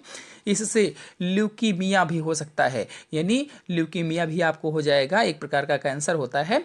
स्तन कैंसर हो सकता है, फेफड़ों के कैंसर हो सकते हैं, और एडीमा भी हो सकता है, अंधापन हो सकता है, समय से पूर्व बुढ़ापा भी आ सकता है। तो आदि इतने सारे घातक रोग हो सकते हैं। तो ओजोन परत का क्षय ना हो इसके लिए हमें बहुत सारी सावधानियां रखनी होगी, ताकि ये जो गैसें हैं ये विकसित ना हो, वायुमंडल में ना बढ़ें, जिसकी वजह से ओजोन का क्षय नहीं होगा। और ओजोन का क्षय नहीं होगा तो समस्त जीव जंतु जो पृथ्वी पर हैं वह सुरक्षित रहेंगे, और ये जो मैंने रोग बताए हैं, ये जो मैंने प्रभाव बताए हैं, इन प्रभावों से सभी जीव बचे रहेंगे। आपको बता दें कि पॉल कार्डजन, मैरियो मोलिना तथा सर्वुड रॉलैंड को सन 1995 में पर्यावरण रसायन में ओजोन परत क्षय पर महत्वपूर्ण कार्य करने के लिए संयुक्त रूप से नोबेल पुरस्कार से सम्मानित किया गया अथवा नोबेल पुरस्कार दिया गया। चलिए अब ओजोन परत से संबंधित कुछ महत्वपूर्ण क्वेश्चन और उनके आंसर को समझ लेते हैं। पहला प्रश्न है, विश्व ओजोन दिवस कब मनाया जाता है? तो विश्व ओजोन दिवस 16 सितंबर को मनाया जाता है। 1995 के बाद से हर वर्ष 16 सितंबर को विश्व ओजोन दिवस मनाया जाता है, यानी ओजोन परत के संरक्षण के लिए अंतर्राष्ट्रीय ओजोन दिवस मनाया जाता है। फिर अगला प्रश्न है, वायुमंडल में ओजोन की मात्रा में तीव्रता से गिरावट कब से आने लगी है? तो इसका आंसर होगा सन 1980 से। फिर अगला प्रश्न है, ओजोन परत की क्षति का मुख्य कारण क्या है? जो ओजोन परत है इसकी क्षति का मुख्य कारण क्या है? क्लोरोफ्लोरोकार्बन यानी CFC जो है, इसी के कारण ये घटती जा रही है, खत्म हो रही, क्षीण हो रही है। फिर अगला प्रश्न है, क्लोरोफ्लोरोकार्बन का प्रमुख प्रयोग कहाँ किया जाता है? तो रेफ्रिजरेटर यानी शीतलन में और अग्निशमन में इसका प्रयोग किया जाता है। फिर अगला प्रश्न है, संयुक्त राष्ट्र पर्यावरण कार्यक्रम यानी UNEP ने सन 1987 में क्या सर्व अनुमति बनाई थी? तो इसका आंसर होगा CFC के उत्पादन को सन 1986 के स्तर पर सीमित रखा जाए, इसको ज़्यादा ना बढ़ाया जाए, सीमित में उपयोग किया जाए, सीमित रखा जाए। Hello friends, welcome back my YouTube channel biology science. आज हम आप लोगों को कचरा प्रबंधन अर्थात वेस्ट मैनेजमेंट के बारे में बताएंगे। तो चलिए शुरू करते हैं। सबसे पहले कचरा प्रबंधन क्या है ये समझ लेते हैं। तो मानव द्वारा उत्पादित ठोस, द्रव आदि कचरे से मनुष्य खुद ही प्रभावित हो रहे हैं, जिससे अनेक रोग फैल रहे हैं। जो हम लोगों ने अनेक ठोस, द्रव और गैस से जुड़ी चीज़ें बनाई हुई हैं, जैसे कौन कौन सी चीज़ें, प्लास्टिक है, डीडीटी है, ऐसे ही और बहुत सारी चीज़ें जो मनुष्य बनाता है, फैक्ट्रीज में बनती हैं, आदि के कारण वातावरण प्रभावित हो रहा है, वातावरण प्रदूषित हो रहा है। और जब वातावरण प्रदूषित होगा तो हम लोगों में रोग फैलेंगे, यानी हम लोग रोगी हो जाएंगे। आप लोग किसी भी नगर में गए हो या किसी भी कस्बे में गए हो, वहाँ पर देखा होगा चारों ओर कचरे के ढेर लगे हुए हैं। तो कचरा लगा हुआ है। जब किसी पर्यटन स्थल पर गए होंगे तो वहाँ आपने बड़ी मात्रा में खाद्य पदार्थों की थैलियाँ देखी होंगी, इधर उधर फैली रहती हैं। ऐसे ही खाद्य पदार्थों की थैलियाँ कौन कौन सी होंगी, जैसे क्रैक्स वगैरह लोग खाते हैं, कुरकुरे खाते हैं, चिप्स खाते हैं, अथवा जो प्लास्टिक के थैले ले जाते हैं उसमें सामान आदि ले जाते हैं, वो भी फेंक देते हैं वहीं पर। तो आदि से बहुत सारा कचरा फैल जाता है। तो नगरों तथा महानगरों में कचरे के पहाड़ बन गए हैं। आप किसी नगर में जाइए, किसी महानगर में जाइए, तो जगह जगह पर कचरे के पहाड़ बन गए हैं, कचरा सब ढेर से लगा हुआ है। रेलगाड़ियों में प्रतिदिन लाखों व्यक्ति यात्रा करते हैं। रेलगाड़ी जो है, अगर एक साधन की बात की जाए तो इसमें लाखों व्यक्ति प्रतिदिन यात्रा करते हैं। उसमें चाय के लिए प्लास्टिक से बने डिस्पोजल कपों का प्रयोग किया जाता है। जो चाय देते हैं वह डिस्पोजल कपों का प्रयोग करते हैं, वो प्लास्टिक के बने होते हैं। प्रतिदिन लाखों की संख्या में उपयोग किए जाते हैं, जिससे कचरा बढ़ता जा रहा है। ऐसे तो एक तरीका मैंने बताया, इसी तरह से और भी बहुत सारे तरीके हैं जिनसे कचरा फैलता है। और कचरा बढ़ने से अनेक समस्याएं उत्पन्न हो रही हैं। और जब कचरा बढ़ रहा है तो वातावरण प्रदूषित हो रहा है, पर्यावरण प्रदूषित हो रहा है, जिससे बहुत सारी समस्याएं बढ़ रही हैं। कौन कौन सी समस्याएं बढ़ रही हैं, चलिए जान लेते हैं। तो सबसे पहली समस्या, नाले नालियों में अवरोध हो जाता है। जो नाले हैं, नालियां हैं, उनमें अवरोध उत्पन्न हो जाता है। मतलब कचरा नालियों में जल को बहने से रोकता है। जो जल बह रहा है नाली में उसको रोकता है, ठीक से जल प्रवाह नहीं होने देता है। फिर दूसरा है, जल, वायु और मृदा प्रदूषण होता है। क्या हो जाएगा, जल प्रदूषण भी होगा, वायु प्रदूषण भी होगा, मृदा प्रदूषण भी होगा। कैसे, चलिए देख लेते हैं। तो कचरा से जल प्रदूषण होता है, जिससे जल पीने योग्य नहीं रह जाता है। वायु प्रदूषण होने से वायुमंडल में विषैला जहर फैल जाता है, या कह लीजिए वायुमंडल विषैला हो जाता है, जहरीला हो जाता है। इसी प्रकार से मृदा प्रदूषण में जब कचरा होता है तो भूमि प्रदूषित हो जाती है, मिट्टी प्रदूषित हो जाती है, जिससे भूमि की सुंदरता और गुण जो होते हैं वो नष्ट हो जाते हैं। फिर आते हैं अगले पर, जो प्लास्टिक है, प्लास्टिक जैसे पदार्थों को जब शाकाहारी जंतु निगल लेते हैं, जैसे प्लास्टिक पड़ी हुई, उसमें आपने कोई सामान, सब्जी वगैरह लेकर के फेंक दिया, तो कोई जानवर आया उसको खा लिया उसने, तो शाकाहारी जंतु जब उसको निगल लेते हैं तो उनकी मृत्यु भी हो जाती है या हो सकती है। तो जो प्लास्टिक वाला कचरा होता है, इसे बहुत से जंतु खा लेते हैं और खाने के बाद उनकी मृत्यु हो जाती है। अगला पॉइंट है, पारिस्थितिक संतुलन में अवरोध उत्पन्न हो जाता है, यानी जो इकोलॉजिकल बैलेंस है उसमें रुकावट आती है, या कह लीजिए संतुलन उसका खराब हो जाता है, बिगड़ जाता है। फिर अगला है, सौंदर्य बोध की दृष्टि से हानिकारक है और बुरा है, यानी जो कचरा है ये सौंदर्य बोध की दृष्टि से हानिकारक और बुरा है, अर्थात वातावरण या प्रकृति की सुंदरता इससे नष्ट हो जाती है। कुल मिलाकर देखा जाए तो कचरा व्यक्ति और समाज दोनों के लिए अधिक हानिकारक है, क्योंकि इससे केवल गंदगी ही नहीं फैलती है बल्कि अनेक प्रकार की बीमारियों का कारण भी बनता है। यानी गंदगी तो फैलती ही है, साथ में अनेक प्रकार की बीमारियां भी हो जाती हैं। तो इस कचरे का निपटान कैसे किया जाए, इसको कैसे खत्म किया जाए, इसको कैसे हटाया जाए, अर्थात इसे हटाकर खत्म करना या नष्ट करना ही कचरा प्रबंधन कहलाता है। तो अब आप लोग समझ गए होंगे कि कचरा प्रबंधन क्या होता है। तो कचरे को निपटाने के लिए, इसका प्रबंधन करने के लिए दो तरीके अपनाए जा सकते हैं। पहला है पुनः चक्रण और दूसरा है मिट्टी में दबाना। तो पहले पुनः चक्रण को समझ लेते हैं। तो कचरे में कागज, प्लास्टिक, धातुएं आदि बहुत सारी चीज़ें होती हैं। तो इनको चुनकर हम अलग करके उन सब का पुनः चक्रण कर सकते हैं। यानी कागज़ है, जैसे बहुत सारा कचरा पड़ा हुआ है तो उसमें कागज़ भी होगा, प्लास्टिक भी होगी, बहुत सारी धातुएं भी होंगी, तो इन सबको अलग अलग चुन लिया जाए। जैसे कागज़ है उसको अलग चुन लिया जाए, प्लास्टिक को अलग चुन लिया जाए, धातुओं को अलग चुन लिया जाए, तो चुनकर अलग अलग करके इनका पुनः चक्रण किया जा सकता है। पुनः चक्रण का मतलब इसको इन्हीं से दूसरी वस्तुएं फिर से बनाई जा सकती हैं। पुराने कागज़ और कपड़े के पुनः चक्रण से पेड़ों को काटने से बचाया जा सकता है। अब जब क्या करेंगे, कागज़ जैसे आपने बहुत सारे कचरे से बीन लिए, अब उसका पुनः चक्रण होगा, उससे फिर कागज़ बनाया जाए, तो क्या होगा कि पेड़ों से कागज़ बनता है, तो पेड़ों को काटने से बचाया जा सकता है। प्लास्टिक का बार बार उपयोग किया जा सकता है। जो उसमें कचरे में प्लास्टिक पड़ी हुई है उसको आप बीन बीन करके चुन चुन करके अलग रख लीजिए और उसको फिर से पुनः चक्रण करके भिजवाइए, यानी उसी से फिर से दोबारा सामान बने, तो प्लास्टिक का भी उपयोग हो सकता है। तो इस तरह से कचरा प्रबंधन भी हो जाएगा और उसका जो दुरुपयोग होता है, जो पेड़ों को काटना या जो अलग से चीज़ें हो रही हैं उनको नुकसान पहुंच रहा है, वो नहीं होगा।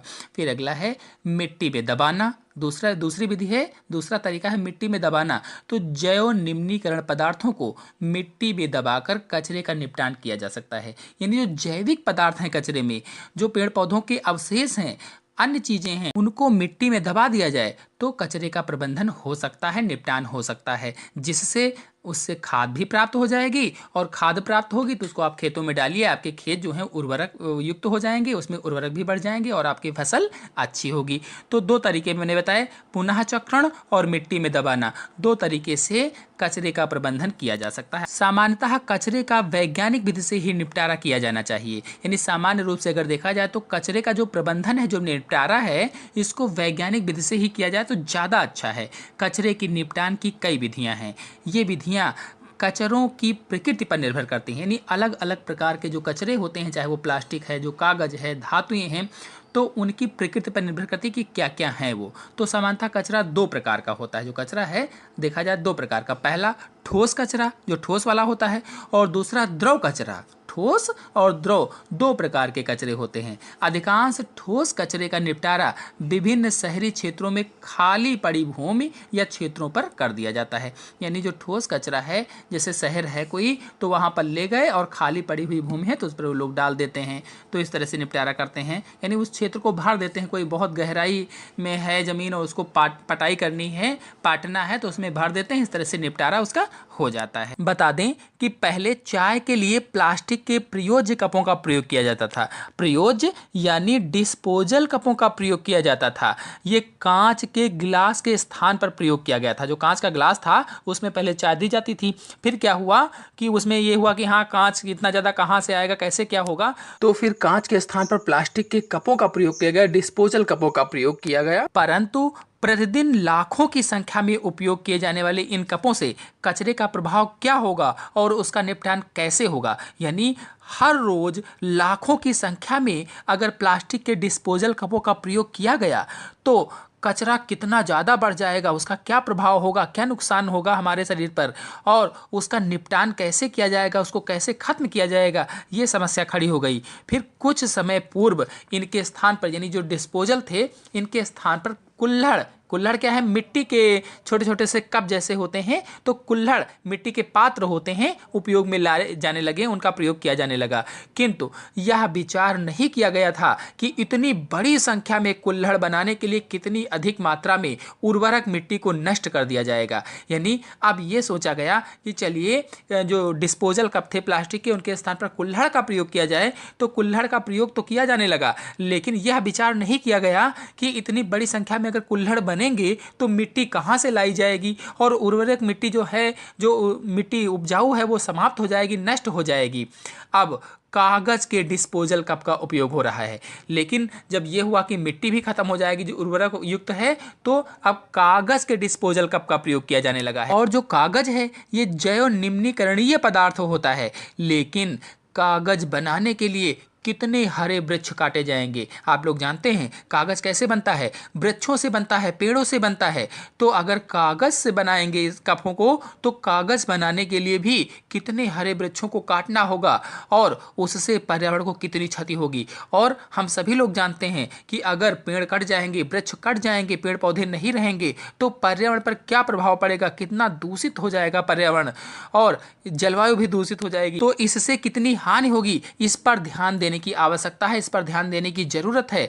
क्या आप लोग अपना स्टील का गिलास लेकर यात्रा करना पसंद करेंगे? तो इससे सबसे अच्छा है कि आप लोग अपने अपने घर से एक स्टील का गिलास लें और उस स्टील के गिलास को लेकर यात्रा करें, जिससे कोई भी कचरा नहीं होगा और कचरे का प्रबंधन भी नहीं करना पड़ेगा, उसका निपटान भी नहीं करना पड़ेगा। तो ये हुआ कचरा प्रबंधन पर निबंध। आशा है आप लोगों को कचरा प्रबंधन पर निबंध अच्छी तरह से समझ में आया होगा। तो आज के अंक में इतना ही। अगले अंक की जानकारी के लिए मेरे चैनल को सब्सक्राइब कर लीजिए और साथ में बेल आइकन को भी प्रेस कर लीजिए, ताकि जब भी मैं अगला वीडियो डालूं, अपलोड करूं, तो उसकी नोटिफिकेशन आपको सबसे पहले प्राप्त हो।